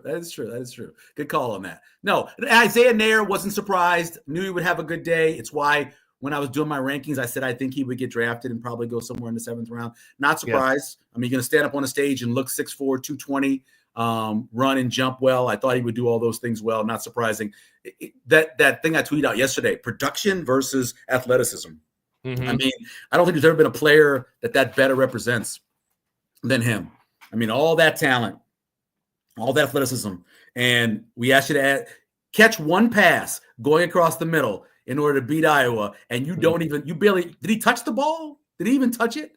I mean, that's a great example. I think he touched it. A slight graze. It would have been out of bounds on him if it was a possession out of bounds basketball kind of thing. I think there was enough of a touch there. Oh, if it had reviewed it and put it in super slow motion or something like that? Yeah. Yeah. I mean, I feel the same way about a lot of guys. You know, I've been watching the combine since it's been on television. I had a chance to go in 1994 when I was an intern in New Orleans. I had a chance to go and kind of hang out. The media back then, you would hang out in this room and everybody would come in, they'd do interviews, and then you would feed everything back to the station you were covering it for. I've always loved it. I think it's incredible. It's got a lot of great things about it. I truly enjoy it. I understand other people like baseball. I prefer the combine. I understand. Okay, so let me ask you this question as someone who loves the combine. Yeah. Do you feel like the fact that people, and I've heard former players talk about this, you've heard former players talk about this, you can build yourself and prepare and be coached and taught in a way to do well in the combine with that. So how do you take that knowledge and the information gleaned in it and then still work that back towards how you use it for useful draft information? Tape is one. Tape is always number one. Right. Tape, scouts telling you what they saw when they went to go see them in practice, what he saw of them on Saturdays, what you saw on them watching on just overall film. That's number one. What the combine does for you is it's one or three things. One, it makes you have a second look at somebody because you didn't expect them to be that fast, or like with Tez Johnson to be that slow. So you're like, well, reconsider what I'm thinking about because of that, right? The other thing it does is it gives you the ability to have all of the medicals, be able to talk to them for 18 minutes or so, ask a guy like Tommy Hill, dude, what happened? I mean, that play against UCLA, when you decided just to not make a tackle and let the guy score, what were you thinking there? To have the ability to do that is a big part of it. And then the last thing is pretty simple, just to be able to see how explosive you are. I don't care what position you are. I don't care if you're a 331-pound defensive tackle, what your 10 is, what you can do in the vertical, what your broad jump. That stuff translates the majority of the time. Now, what can a guy who weighs take Ty Robinson, a guy weighs 305. He comes in at 288. It's brilliant. Come in at 288, put up big numbers, and then if he wanted to, he could go the other way, put the weight back on by the time pro day comes around, right? So yes, you can scam the draft, the combine a little bit, but it all comes back to tape. Do you have a favorite combine bust story where it's not in the sense that they performed great at the combine and then weren't good NFL players? I think there's a lot of those, but someone who had a bad combine but then proceeded to have like a terrific NFL career. I feel like the name that comes to mind for me is always Anquan Bolden, but you as a connoisseur would have multiple that you could draw back on. Well, one I'm trying to think of right now, and I can't remember, what is Hayden's first name, the cornerback? Hayden I believe he went to Cleveland. What is Hayden's first name? Like DJ Hayden? No. He's a cornerback, had a pretty decent career, went to the combine and ran. He got in this really weird stance and tried to run and ran like a 4.7. It was incredible. It was horrible. Joe Hayden? Joe Hayden. Thank you, God. Thanks to Jacob Bigelow. Joe Hayden had one of the worst combines. And I think, if I'm not mistaken, after he ran horribly, he didn't do anything else. Like he was like, I'm out. Right. And it was as simple as they set him up with his stance, and it was a bad stance. So he couldn't come out of it well. Then he goes to his pro day and runs a better time, not great, but a better time, and had a decent career, But that was the one that stands out to me. I mean, I had him as I thought he was the first or second best corner in that draft. And then he ran, and I was like, ooh, maybe not. My fault. There's lots of guys like that. More on the other side, guys that I thought would not be good because I watched him throw. Phillip Rivers, watching him throw. And I watched him play a ton in college. Okay. I watched him play. He started more games than almost anybody in the history of college football. Yep. And then I watched him throw the ball, the combine. I was like, you can't do that in the NFL. You can't just be pushing the ball like that in the NFL. You can't do it. And I thought he'd be horrible. I really did. I thought, and matter of fact, his first preseason game, I'll never forget this. He had like 3 quick turnovers in his first preseason game. I was like, so I knew he wouldn't be any good. Obviously a Hall of Famer, but man, I just, and you learn, and I think scouts do this. And I'm obviously not a scout, but I think you learn with your mistakes. I immediately stopped worrying about throwing motion. Completely stopped worrying about that and just looked at production and anticipation and the way they handle the line of scrimmage. That became more important to me than the way the ball came out of his hand, Michael, I wanted to follow up with you on Nayor and ask you, like, what do you think he could be? Like, is there a team that could get him? Is there a coach that could get him? And the faults that he has, you mentioned the drop, obviously. I think of some of the times that he didn't like fight for the ball The interception, of course, versus what Northern Iowa is maybe one of the first plays that comes to mind. Like, what can he be if he gets into the right situation with a franchise or coach in the NFL? Let me say, and you've heard me say this a bunch of times. I didn't put all the blame on the wide receivers. Yes, that's true. I didn't. I think Isaiah Nair, with a better middle of the season by their starting quarterback and better play calling, like if Hogerson was there all year, right, and he was calling the plays, there's nothing that man does better than get the ball to the number 1 or 2 receivers. It's what he does. I knew as soon as he took over, I'm like, Jamal Banks is going to get the ball a lot, right? Yep. You swing the ball to backfield to running backs. He's going to exploit the middle of the field. I think if you have a better play caller and your quarterback didn't go through a really bad slump where I think at points he was scared to deliver the ball at some spots, I think Nair would have had a much better year. Nair is very similar to almost let me give you a guy who I think he reminds me of, and I know this guy had a much better college career, but Amari Cooper. If you go back and you look at Amari Cooper's drops in college, this guy had a horrible target rate. I mean, I think, if I'm not mistaken, it was like 50%. It was really bad. He had a ton of drops. Amari Cooper got to the league and got better and better and better. And I know right now he's kind of in a purgatory of being a middle to older wide receiver, but he got to where he could be really good, right? There's a guy that, remember Marty Booker? Any of you guys? He played for the Bears. Oh, yeah. Marty Booker? I remember Marty Booker. Booker came in the league, right? Yeah. Couldn't necessarily catch the ball great. Found out that the kid needed LASIK. Got LASIK, all of a sudden caught the ball better. I think Marty Booker might have gone to a Pro Bowl. But so I think you can get better. I don't think you'll ever become a natural hand catcher, right? Because even some of the greatest wide receivers of all time, Terrell Owens, not a great natural hand catcher. No. How many double catches you ever see him make or catching the ball with his body? So you don't have to be a great hands catcher. It helps, obviously. But I think he could be serviceable. In this league, when you're throwing the ball so much, if you're the fifth wide receiver and you can play special teams, that's what he has to do. He's got to be able to play special teams wherever he gets in order to be able to stay on a team. Marty Booker ranks 8th all time in receiving for the Bears. Historic Chicago Bears franchise. Walter Payton is 4th, I think. I think Walter's 4th. 5th. 5th? Okay. No. You're right. For some reason, I can't read. That's why. Mike Ditka's 5th. Yep. Walter Payton's 4th. Curtis Conway's 6th. Matt Forte's 7th. Yeah. My boy went to Tulane. Yeah. Number 1. It's a dude from the 50s. The guy from the 50s. Yeah. The guy from the 50s. Yeah. 1 and 2 are Johnny Morris and Harlan Hill. That's crazy. So, and then Alshon Jeffrey's the wide receiver. You can make an argument that being a fan of the Bears is actually the most depressive existence of an NFL fan. Just like they have one Super Bowl, but their offenses are always trash. Nobody tells the Bears fans that, though. I love this. This is one of my favorite discussions in all of sports. And I say this honestly, it is more painful to be good and not finish than it is to be bad. So I argue the Vikings. The Vikings because I believe in the history of your organization, you've never had more than, is it 3 or 4 losing seasons in a row? You've had pretty sure 3. Is it 3? And then you've had a number of more than 11, 12 win seasons. And you've had one that's like every stage of the way, like every 5 or something years. And for that team to never get to a Super Bowl, I would actually call that more tortured than I would. Never win a Super Bowl. Excuse me. Yes, never win a Super Bowl in those 4 tries. Haven't been to a Super Bowl in your lifetime, I should say. This is the argument about the Lions or anyone claiming that the Lions would be a tortured franchise. Up until recently, like you have to have skin in the game for the torture to exist. Exactly. Yes. They went 0-16. So that's just who they are. No, I think you have to be like, for example, the Saints stuff. Like the Saints had 6 years in a row where the only team that won more games than them in the league were the Patriots. Mm-hmm. And out of that stretch, they lost one NFC championship game and two divisional games where if they'd have won them, they would have got home field in the NFC championship game.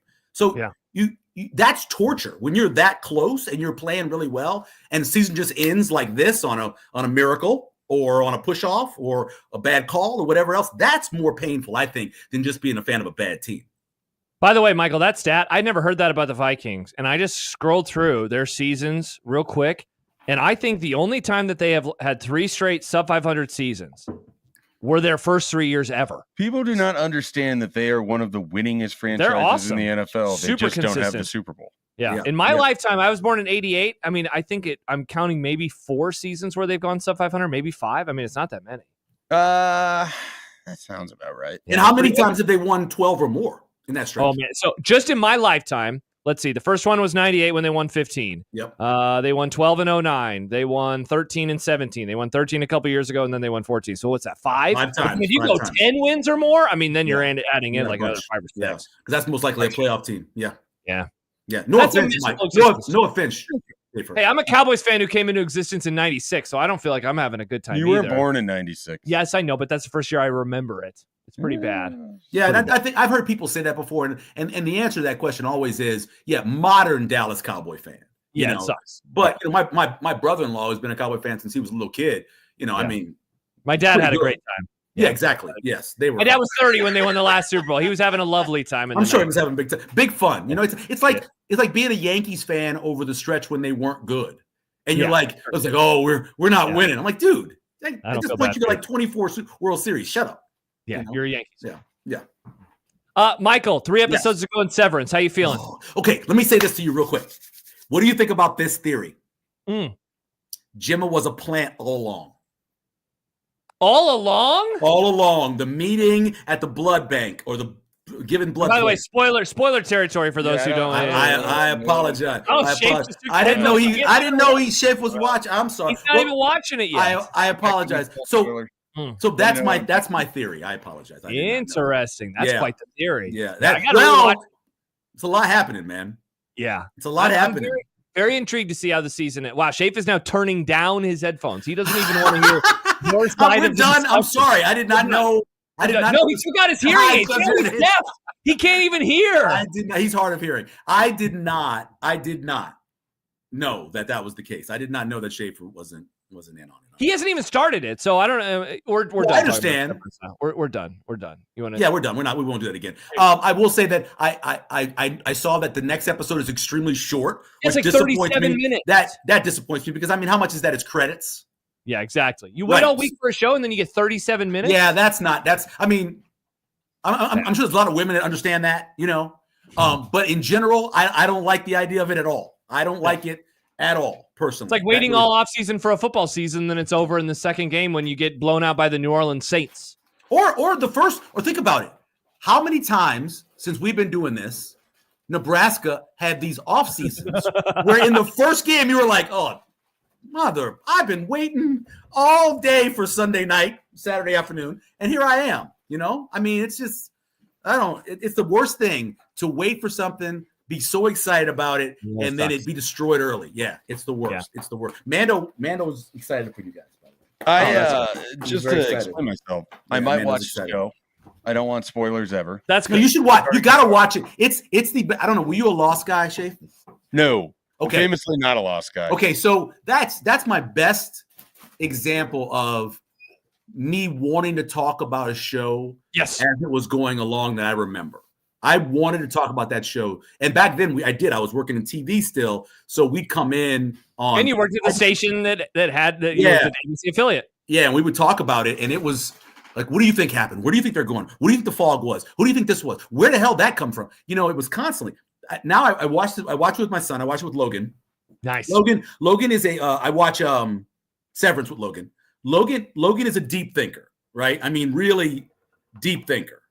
And so he comes up with concepts. I'm like, ooh, I didn't even think about that.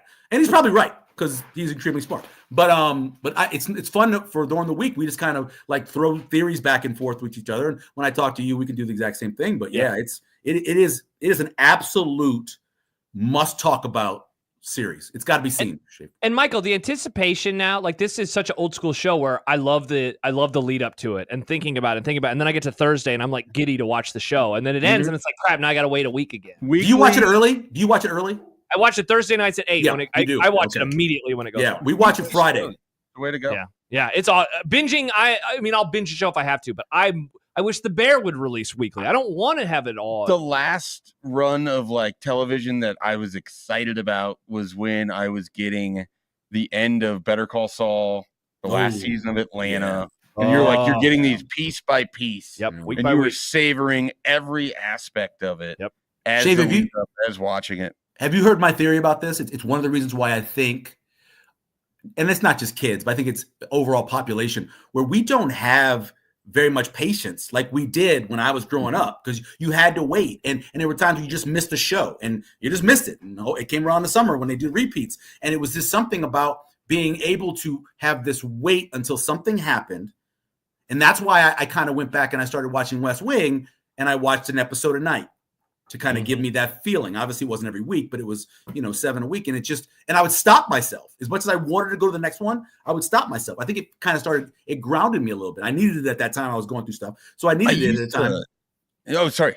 I was going to say, I used to never watch more than like one episode of anything, even if I had all of it at my disposal for that exact reason, because I wanted to savor it. I wanted to like live in the episode that was. I didn't want to immediately move on to the next thing and then have it all blend into this one continuous piece, because for some of my favorite television shows, there are distinct standout episodes that like they really matter on their own, independent of the entirety of the show. Sure. And I think in streaming era, we have completely lost that. Yeah. But you might have a show you really like as a streaming show that you have no idea. Was it episode 6 or 7? If you're just binging it straight through, it's just like one giant blob. Yeah, and it's just a continuous thing. Yeah. Whereas watching, what is the Breaking Bad example I always love? Dead Freight. Yeah. Like that, just as a caper episode inside of a bigger show. Yeah. I love it. It's like a standout thing for me, let alone any of the individual great episodes of like The Wire. I love bottle episodes are the best. Give me a bottle episode in the middle of Fly on Breaking Bad. I'm so happy about it. Hey, here's the thing though. I haven't been that way. Like I watched Game of Thrones, the first 4 seasons, in about 12 days. Yeah.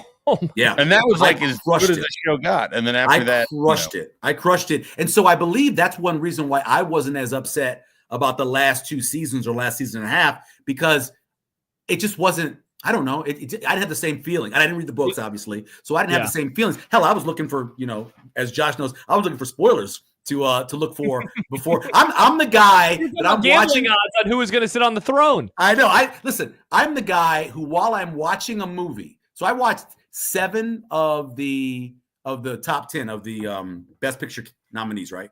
Yeah. I watched 5 of them this past weekend. Including The Brutalist. Oh my gosh. And while I'm watching Amelia Perez, I'm on the Wikipedia, like reading along with the plot. I'm that dude. I don't need to necessarily be surprised, but I'm kind of reading along with it. Did the same thing about 3 hours into The Brutalist. I started going, who exactly in this is the Brutalist? And then the thing happened and I'm like, oh, it's him. So, but yeah, I watched all those this weekend. So I missed 3. 2 of them are in the theater. I can't watch them. Not going to the theater to watch them. And then the third, Nickel Boys, I wanted to watch. My wife wouldn't watch it because my wife's a therapist and she's not going to watch a movie about young boys being abused. So yeah.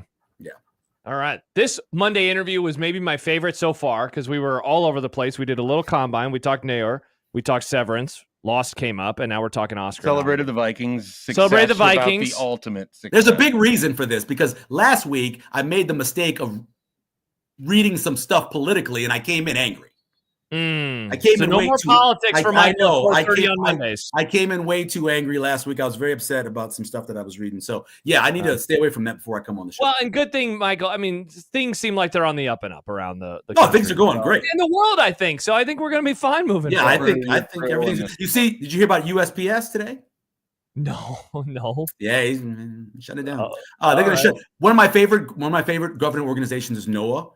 As a guy who grew up in a place where there were hurricanes and really bad weather, I always trusted NOAA more than anything else. I remember the first time I got on the NOAA website, I was so giddy being able to watch the radar and all that stuff. And they're closing down 2 of the NOAA sites too. And so, just a couple less to protect us from horrible things happening in the weather. Well, on that note, we will say goodbye to Michael Severe for the week. Now he can go read about politics and get angry, and then we'll talk to him next Monday. All right, talk to you later. Bye-bye. Bye-bye. That's Michael Severe joining us here on Unsportsmanlike Conduct. All right. I'm happy your response to Severance. It seems like you're going to check this out. Yeah. I mean, I was never not going to watch it. It just didn't, at the time of which it came out, I was unable to watch it. Lord. Or I wasn't that interested in it. And then I just didn't feel like I needed to at this point. I don't know that I have to, but it's something to watch as I run. You do like good shows. I'm currently watching Dexter because there was just nothing at the time that I really wanted to watch. Yeah. So yeah, maybe this is the next one. Maybe this is the next show for Mike Schaefer. All right, we have many things to get to. We have barely talked about the NFL today, so we could talk some NFL. Incredible. I know. Okay, let's talk about the NFL. People come to us for NFL talk. Yeah. Happer says it's our bit, basically. It's all we do. No, it's just the thing that we love. NFL. Imagine friends talking about something that they love. Can you imagine? Nick sits around and talks about Frisbee or golf or something with his friends.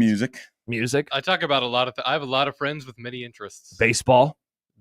Some of my friends talk baseball with me. Do you feel like what would be the widest category of interest from one side to another that represents just the multifaceted friend group that you would have? I mean, college baseball, it's definitely on one end, right? College baseball would probably be. I don't have a whole lot of college baseball friends. Okay. I'm trying to get more. I don't know if it would be like you have someone who talks about, hobby aviation and someone else who's really into stamp collecting. I'm trying to think of just like wildly different things. I know that those are weird examples. I think the overarching theme with all of my friend groups, they don't know each other, genuinely is Pokemon. Wow. Yeah, I don't talk about Pokemon with anybody. Now I'm trying to think if there's a common thread amongst the various groups of friends that I feel like I have. It would be sports of some sort. Yeah, Husker football for my friends. Which doesn't even seem surprising. When we return, we'll talk about some NFL. And also, we will celebrate. I have some great news. A celebration! It's a celebration! You'll find out why next here on 1620 The Zone.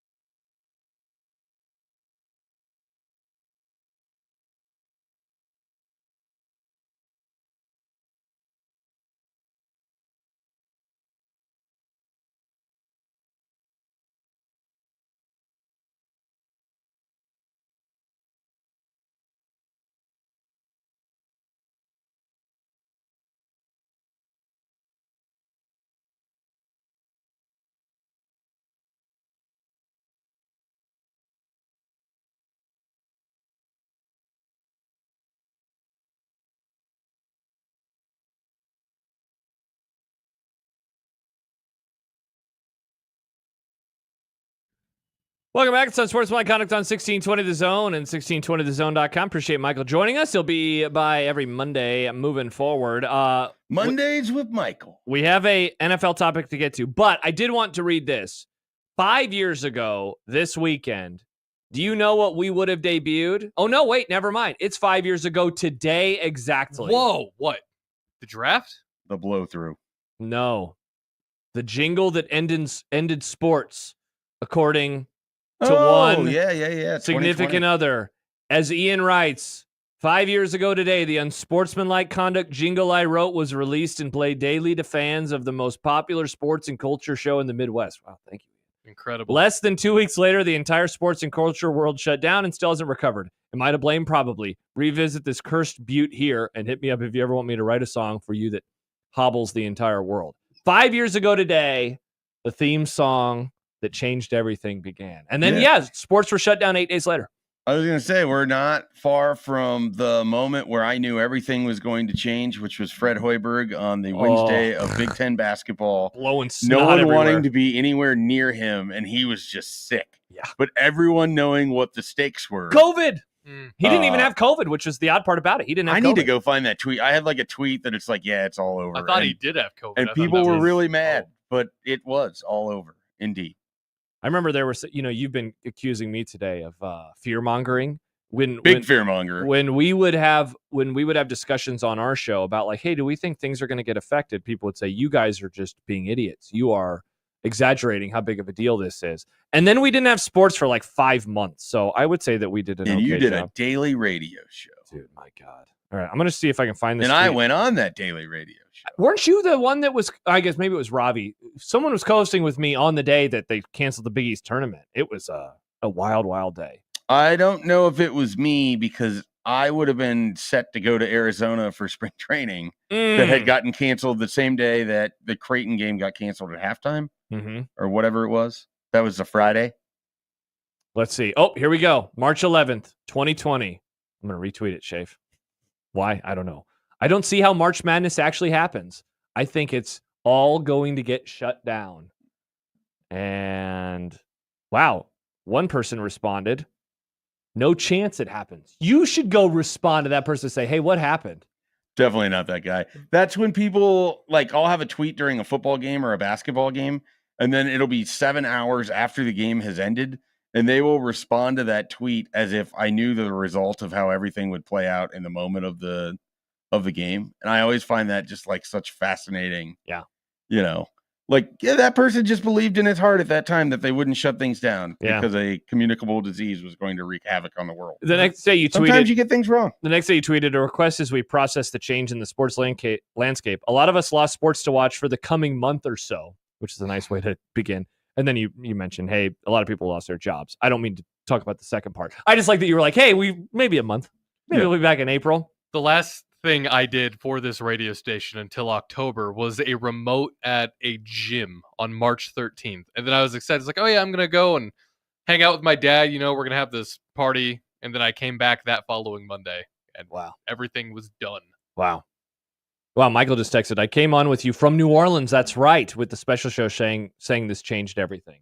Yeah, that was insane. I think we had Kevin on as well. Cause all that day it was like, NCAA tournament's canceled. Oh, the College World Series is canceled. John was in New York. John was in New York. The first time and only time I've ever heard him cry.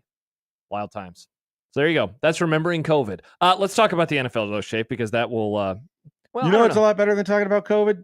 Talking about the NFL. I don't know. Sports still kind of sucks. Sal writes in though.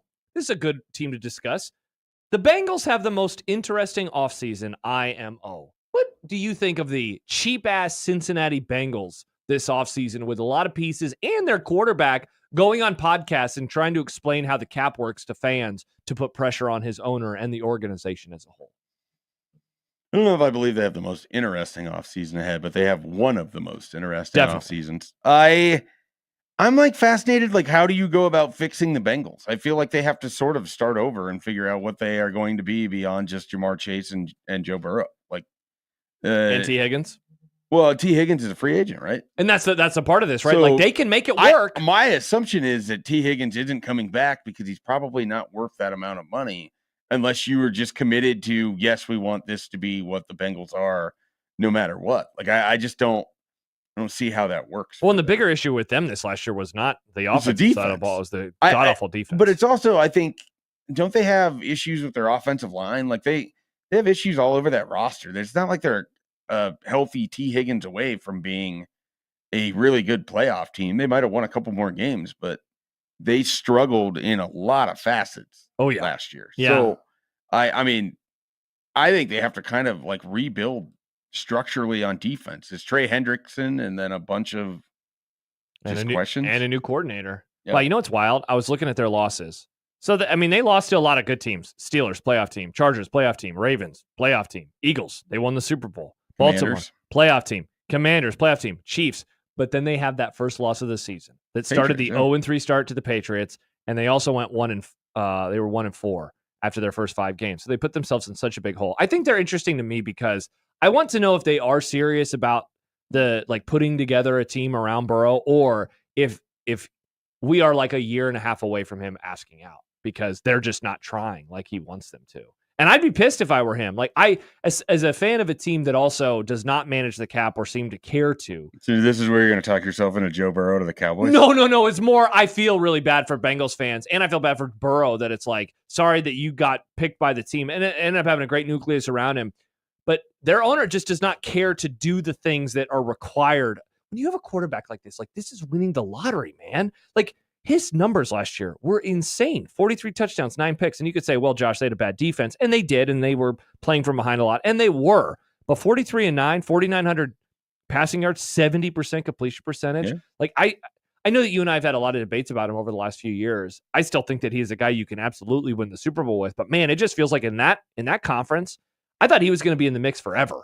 And now it's almost like he's a forgotten guy because it's not that the other players have surpassed him, and I don't even think he's fallen off. It's the team around him has just gone down quite a bit over the last 2 Well, seasons. yeah. I mean, and then you wonder if he's just going to be Matthew Stafford with the Lions. Yeah. Where you have a couple great seasons that get to the playoffs, but for the most part, you're just kind of treading water or trying to survive in this organization that doesn't seem like they can figure out how to put one foot in front of the other. Yeah. I'm fascinated from the standpoint of what do you choose to address? Like, that's why I don't think that you go sign T. Higgins. I think you try. By the way, they franchised him, so he is still there. Yeah, I mean, well, could it be a tag and trade? I guess it could. You theoretically could trade him to someone else who figures out the contract or whatever it is. I mean, that's what maybe the Vikings do with Darnold if he ends up going to the Raiders. Yeah, you control his ability to go there, and you try to get some draft compensation or what have you. But yeah, it fascinates me because that team just need a reset. Like, they allowed themselves to continue to build off of the same framework that got them to the Super Bowl, and they lost the Super Bowl, and then they never felt like they introduced anything that was better than what they already had in 2021. Well, and they tried to run it back the next year, and they got close, right? Yep. They were in the game. The issue, weirdly, with Should them, have probably won that game. They were very close to winning that game. The thing that I guess kind of stuns me is that they start slow every single year. And so they have put themselves in a bigger hole. And those years in 21 and 22, they were good enough to overcome it. But the last 2 years, they have not been. And I mean, they started 1-4 and they were still in the playoff mix. Yep. But, you can't lose to the Patriots. One of the more perplexing losses. Certainly not in that division because it is such a tough division. Yeah. Put yourself so far behind the 8 ball immediately. Yeah. Well, you just know you're going to get a tough game when you play Baltimore and Pittsburgh twice a year, and you're going to get usually Cleveland at this juncture. Cleveland's good enough that it's a difficult game when you're playing them too. So who is the most interesting team in the offseason? I mean, my bias would be the Vikings because they have all the pieces, but not a quarterback. They have the most cap in the NFL at this point in time, cap space. They have a massive decision to make about whether JJ McCarthy is the future of your organization. What do you use that money on to build back with a team that won 14 games last year, but ended its season not looking like it could even win 4? So from an extremely biased standpoint, because of that quarterback conversation, they're very much in that discussion. I mean, then you kind of look at it from franchises that, like, what do they do next sort of thing. You talking about like making like a next type step? Well, yeah, like okay, what does the Lions offseason look like where they lost both of their coordinators? Yeah. They didn't win a playoff game. They had the best season in franchise history. And nothing and to show for now it. they have to kind of start over with a coaching staff, an offensive philosophy. Hutchinson Guys are coming back from paid injury. more. Yeah. I think a number of their players are injured or could have questions as to their availability. Plus, they have to kind of decide who you're going to pay, who you're not going to pay. Yeah. Because you have a number of, they haven't missed any window by any means here. But it's when you don't win at the front of the run, dude, sustaining is one of the most difficult things in professional sports. And so, because it's harder. The sport is rigged against those Look at the teams. division they're in. Name the worst team is the Bears, and they could be really interesting this year. I mean, you could include them in the conversation of interesting off seasons with a new coach. Yep. What they choose to do as he Williams. puts that offense together. They, I believe, have some cap space to use. So there's that division alone. All four of those teams are kind of fascinating. Yeah. You go over to, I mentioned the Raiders with the Darnold thing. Like, what does that look like now with Pete Carroll in this division that's just loaded with coaches? Yeah. Jumping around here, I don't think anyone in the AFC South is interesting, so they're all out. I mean, I guess I would say Houston just from wow, that was a stink bomb of a year too. Yeah, but I don't know that anything happens in the offseason. Like, it's that like changes it. It's like, do they just need the calendar flip to kind of They'll get guys back healthy, right? Like that was a huge part of and then it's a question story. of like, who becomes the guy? You're probably not bringing Stephon Diggs back after he tears his ACL. So, like, who is your weapon opposite of Nico Collins? Like, what is your path forward with your offense? Are you building around Joe Mixon at running back now a little bit, or was that just in lieu of the fact you always have these wide receivers injured? A lot of it to me is like what type of team these teams are choosing to set themselves up to be. Yeah. Like, I don't think the Bills have an inherently interesting offseason because I think it's the same offseason they've had. No, last year they shed a lot of weight, and a lot of people, thought that they were going to take a step back. But the idea is still the same. Like, they're on the precipice. How do they get to the, how do you get to the summit, I guess, if you will? Like you said, when you miss out on it early, right? And then that becomes really hard to sustain. Trying to think if there's anybody. I mean, I know we talked about him earlier, so not to go too far into him, but the 49ers and just what they do, and do they make the decision with Brock Purdy now, which I think they will, and what that deal looks like. Yeah, and are there any other players that they're bringing in, right? That are going to help they out? They feel like they're headed to a soft reset. Yeah, and they have a new defensive coordinator again. Their Trey Lance draft trade, that capital, and what that organization could theoretically look like. And doesn't is such a wild that they were able to do that. They made the NFC Championship game in 22. They made the Super Bowl in 23. Then they backslid obviously this last year, but like that they all did that, and we're like, wow. And they did that, but with whiffing on the third pick. Yeah, but now it's coming home to roost, right? Because you don't have a third overall pick. Well, and you don't have position. These cost-controlled great players either entering prime seasons of their career. And now Deebo Samuel's on the Washington Commanders. Yeah. I'm trying to think if there's any other teams that I'm Cardinals don't have anything that inherently stands out. NFC South, they just have different coaches in some spots. Yeah. And I don't know. The Falcons have an interesting offseason. I'm kind of excited to watch. Do with Kirk Cousins. Yeah, I'm excited to watch Penix, but that's not offseason. That's more like, we'll see what happens. What do the Seahawks do? Because Geno Smith is a free agent, right? I believe so, right? And they got rid of their offensive coordinator, which is still weird to me because I didn't think Grubb was a good spot for Sam Darnold to me as well. Up because you have those wide receivers. I didn't think that their offense was the reason that they missed out on doing anything. I guess the Bengals would rank pretty highly as well. Oh yeah, for sure. Because again, they have one of the best, in theory, one of the best quarterbacks in the league. He's made the Super Bowl, and it's just largely like how do you put this back together while also now you're paying T. Higgins like he's a top 10 wide receiver, right? Mm-hmm. Isn't that what the cost of a tag is? I believe so. Yeah. So, but now you're paying literally 2 top 10 wide receivers. See, but that's the worst part about doing the cap is you're paying a massive quarterback. Correct. But you can't finagle anything with the tag. Like if you sign him, at least just backload it. And again, not to just keep celebrating the stupid team that won, but that's what they do. You pay guys cheap now, and the bill does come home later. You're going to have to take. Yeah, I mean the Vikings did that, and eventually you get into a situation where, but they made the playoffs with a 14-win team. Yeah. In cap hell. Yeah. With whatever was off of the Cousins thing and everyone else in the Rick Spielman regime. I mean, they had so much dead money. They had to get creative over these last couple years, and they've been able to do it. So you can, you don't have to be the Saints, where you're just going to be buried forever, seemingly, because you signed Taysom Hill for inexplicable gobs of money. Eagles they had $63 million in dead cap money. I mean, what are we talking about here? Like, it's possible to do it. You just got to be smart with. The biggest thing is you need to want good players, and good players need to want. See, and that's the thing. And I don't think that Mike Brown wants that. I don't think that he wants that in Cincinnati. Well, I don't think he wants to pay good players. Definitely not. Yeah, he likes having them, but he doesn't want to. He doesn't want to hold the reservation. He would much rather be a baseball owner where he just doesn't have to pay their worth until they're old enough, and then he just lets them go. Bye-bye. Yeah. Out into the world you go. All right, when we return, it's time for some unsportsmanlike content. In content today, Nick demanded that you talk about Luka Doncic. So I guess that is coming up next. The soccer player? Thank you. Yes, a soccer player. Let's see. The energy that China has promised the world. That'll be exciting. Plus NRG? No. Plus other stuff too. That's coming up next in Unsportsmanlike Content with our good friend Mike Schaefer here on 1620 The Zone.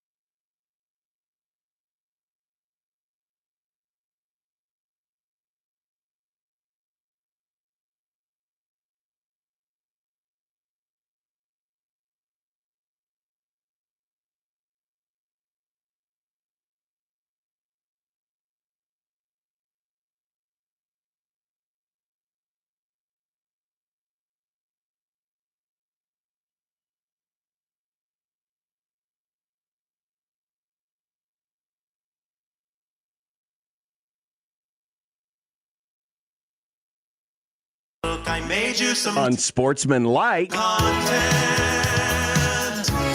Unsportsmanlike content. Unsportsmanlike content. Content that's unsportsmanlike. All right, folks, this is where we turn the microphone over to Nick Grimm, and Nick asks the questions that he wants to ask. No one bullies him into these topics. He says, boys, I must ask about blank. Nick, take it away. Boys, I must ask about the fallout of the Luka trade, as it continues with league sources telling The Athletic that Mavericks GM Nico Harrison reached out to the Minnesota Timberwolves and asked if there was any chance they'd be willing to trade Edwards. He was promptly told no. The report added the T-Wolves were stunned that Dallas was contemplating parting ways with Doncic. I always struggle with his last name. It's all good, Nick. Well, yeah, just say Luka. Just say Luka. He's That's the what Pele of basketball. Nice. I've been trying to say that. I've just been trying to say My Luka. name is Pele. What's up with the Mavs? They weren't thinking Mike Schaefer. They're a bunch of idiots. It's like not being worried about how windy it'll be tomorrow in your grill and making sure it's safe. Would you trade Luka for Anthony Edwards? I would rather have Luka. Yeah, I would too. I mean, he literally beat him in the playoffs last year. I have some friends that are T-Wolves fans that love Anthony Edwards and the Anthony Edwards experience, but I think deep in their hearts, even if they aren't willing to admit it out loud, Luka is a better player. Yeah. I mean, he took a okay team. Whoa. That was close. Well, I was going to say a shell of a team, but that's not a fair way to describe what the Mavs were. They weren't they were just okay. Yeah. And he had them on the brink of making of an NBA Finals last year. So I just think he is either 1A, I'm trying to think of who the best players in the NBA are as someone who doesn't watch the league very much. Right now, people think SGA is number one. Yeah, I mean, he's been amazing. Obviously, Nikola Jokic is up there. So I have Jokic. I would put Luka over SGA, even though SGA has been doing it now for several seasons. Yeah. With the You Thunder. just got to see him go on a run, right? Right, yeah. Look at that, knowing who SGA is. And then, Zombie Sonics. I hear enough about he's a Sonics basketball through Bill a Simmons. podcast we both listen to. That I didn't realize you still listen to it in the non-football season. Not all the time, but he brings it up enough during football stuff. That's true. He's an NBA hole. NBA bets in the middle of a football show. Sure. I can't think of who else would be on that short list though. So I think Giannis, Anthony Edwards would be on it. Stupid Jason Tatum. Boring ass Jason Giannis Tatum. Still in that sphere? Nah. Because there was a time I don't when they care won the about finals? the NBA, but when they beat the Suns, and then the next year when they went to 7 with the Celtics, it was like, oh my gosh, he's about to become the dude. He was amazing. Is Giannis the one who only cares about going home after the season to hang out with his horses? No, that's Jokic. That's Jokic. Yeah. Who won a title. Giannis is from Greece. Jokic is from Lithuania? Yeah, because Luka's from Slovenia. Or Serbia? He's from Serbia, and then Luka's from Slovenia. I think. I hope. And that's nationalism on the grum. What's that guy's name? SGA, Shane Gilgeous-Alexander. So when I hear SGA, Jokic Serbian. It sounds like an MSG, like it's some kind of mystery chemical that gets sprinkled into your food. He's Madison good. Square Garden? What's he averaging this year? the seasoning. Screen Guilders Association? SGA, Nick, is averaging 32.3 points per game. Screen Guild Association. Yeah. The SGA. Film Actors Guild. Remember that? That's SAG. Yeah, I was thinking of the other one from Team America. Anyway, Nick. Oh, nice. Yeah. The ACC Board of Directors will meet Tuesday, that's tomorrow, to discuss the likely vote on a deal to end the legal disputes between the conference and Florida State and Clemson. Do we think things are finally going to be fixed between the two sides? I guess the question is, how much do I care? Oh, follow-up question. How much do you care? But it's like... I don't care. It's like, okay, if they get this squared away, but then in 2 years, college football has another massive switch, and now we're just down to 3 total conference, or 3 wouldn't work. That'd be fascinating. You only have 3. Contraction shape. Didn't think I'd see that ever. It's more so, I don't spend a lot of time worrying about the ACC's future because I don't really care about the ACC's future. Oh, wow. So whether they solve this dispute in the short term or if it's 2 years from now, things are completely it doesn't matter. Yeah. I guess it doesn't change how I view either of these programs or the ACC because I don't think about them. So you don't think that this could lock in the league for another decade? What if it did that? What if this guaranteed stability and safety for lock at least in the 10 league years? For what? Because right now they're the little brother at the big table of the Big Ten and the SEC. So what does it matter if they're locked in or not? Well, at least they're Florida barely State, getting Clemson. invited to partake in conversation. Well, it would matter if Florida State and I guess maybe in particular North Carolina, like can't leave, like for sure can't leave. Like I think that changes some things because North Carolina seems like the next ad for Big Ten or SEC. Yeah, It I mean the Big seems like Ten. beyond Chip beyond Delaney Notre Dame. would have prioritized that maybe over going west.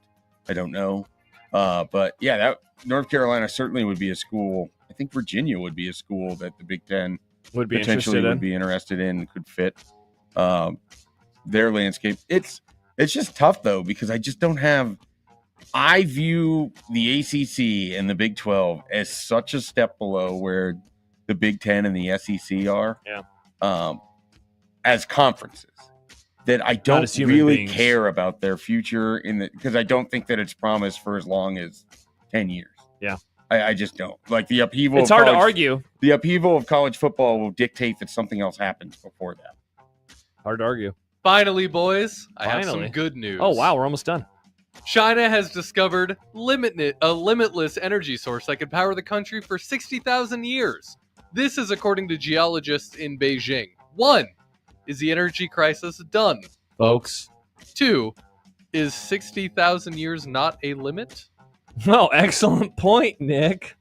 This would be pretty cool. Can you imagine that you never have to borrow my charger again for your computer because it can just run for 60,000 years? Yeah, that'd be cool. Can we make this happen?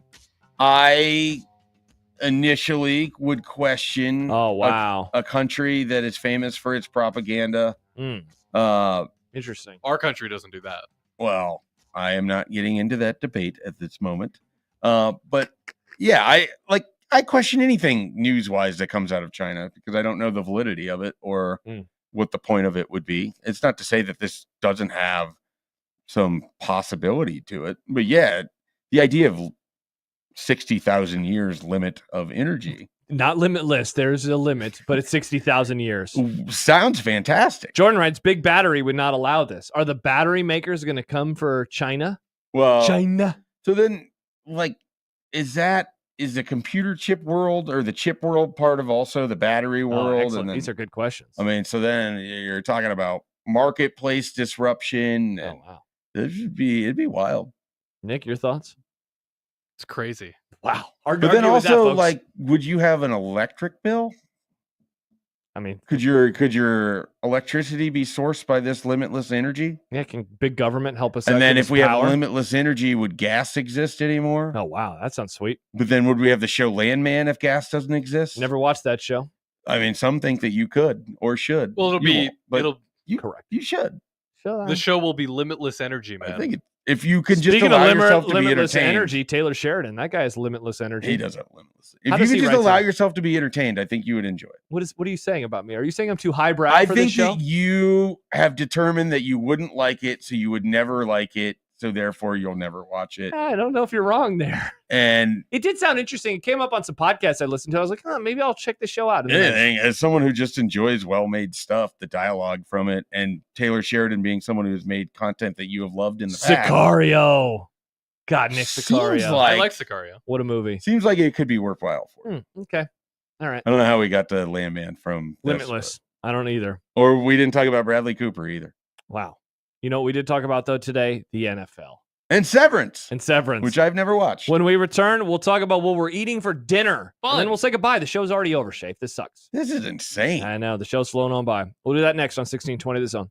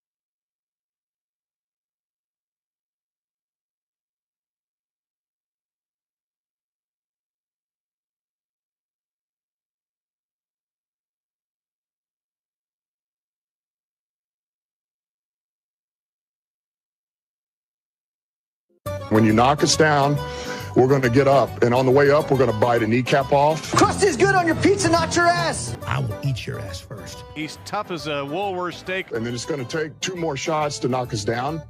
All right. And on the way up, we're going to take your other kneecap. I'm ready to hang them up, gut them, and skin them, and chop them up. And you know what? I'm ready. My daughters aren't starving to death. I'll eat my neighbors. And we're going to get up, and then it's going to take 3 shots to get us down. And when we do, we're going to take another hunk out of you. Cliff, what are you going to take away as your best memory from playing basketball at Boston College? Probably just like going out to eat. It's America's favorite segment, What's for Dinner? Tonight, we are having spinach and cheese ravioli with Alfredo and chicken. My God, that sounds good. I read the text from my wife. That's what we will be enjoying. I have to make a quick pit stop at the old apartment to get a couple more things. Man, I hope we're almost done. I just want to unpack and be done. Tonight, after our conversation for the crossover, I sent a text to Paige and I said, I kind of want Canes. And she said, I'm down. Wow. So I'm having Canes tonight. Canes, helping bridge the gap of American adults in eating chicken tenders. If Nick had not known of Kane's existence, he would have went home and never had chicken tenders. Wow. That's not what I was saying. That's such a weird conclusion for you to draw. It's a sad existence. It's a sad existence. Shafe, what are you having? We don't have anything drawn out at this point. I think it's possible it could be a frozen pizza. Classic. It's possible I get a text or make a phone call before I even leave to see if I should pick up food on the way home. Always a good idea. But we don't have anything set right now. Canes? Dino Nuggets? It could be Canes. We got Canes like a month ago, and it was probably the first time I had it in maybe a few months at that point. Yeah, did you like it? It was good. You said, I'm glad this exists because good. now I've never been unhappy that Canes exists. You don't want to I launch just it don't into the know sun. that I would give the rise of chicken tenders in society due to Raisin Canes. I didn't say I said the rise of acceptance. You're doing that thing where you're saying something that I said but slightly wrong, so I get triggered. It's like when you interrogate me. Oh, man, that was great. You don't want to go to L.A.? Why don't you want to go to L.A.? You don't think you'd have fun there? God, that was awesome. That was one of my favorite days on the show. So caught off guard. I feel like I'm being misrepresented here. I just asked questions. Why do you feel like you're being misrepresented? Nice. He's doing what you Who made you feel that way? You. Oh. And that's What's for Dinner. See? On the show tomorrow, Caleb Henry is in. We'll be off a little early because there is Creighton Hoops after us. A pregame at 5:30 with John Bishop on the road. Game starts at 6 o'clock. Brunts will be on. Your colleague. Number 3 seed? Dude, he's doing a baseball pod now. Hell yeah, he is. Have you listened? He's looking for guests. Maybe he'll bring Nick on. Oh, maybe he should bring Nick is baseball pilled. You should ask him if you can be a guest on his podcast tomorrow when you call. Yeah. Yeah. Okay. Well, did you not think I was serious? Yeah, I didn't actually. If you have strong college baseball takes, I mean, this feels like the sort of podcast that designed, like you should be listening. I do think that the Big Ten podcast needs better representation in the college baseball world. Wow. There you go. Jinx. Also, Steve Sipple will join us tomorrow. Number 1 seed. Number 1 seed. Oh, yeah. Somebody said to you earlier. A lot of controversy about that. Sam writes, we can do some negative Oppo research on Amy. Bring up how she defended the Tennessee cancellation. Yeah, you should say that. Amy just defended it. I, Mike Shaver, will be critical of yogurt and Nebraska. All right, Shafe, this was a lovely time. I've had a great time. I can't believe it's already 6 o'clock. It is already 6 o'clock. It's People time are for us. comfortably in their house. Yeah. They are riding out the storm of the century created by Josh on this radio station. Be safe tonight, everybody. For Shay, for Nick, I'm Josh. Goodbye. Bye.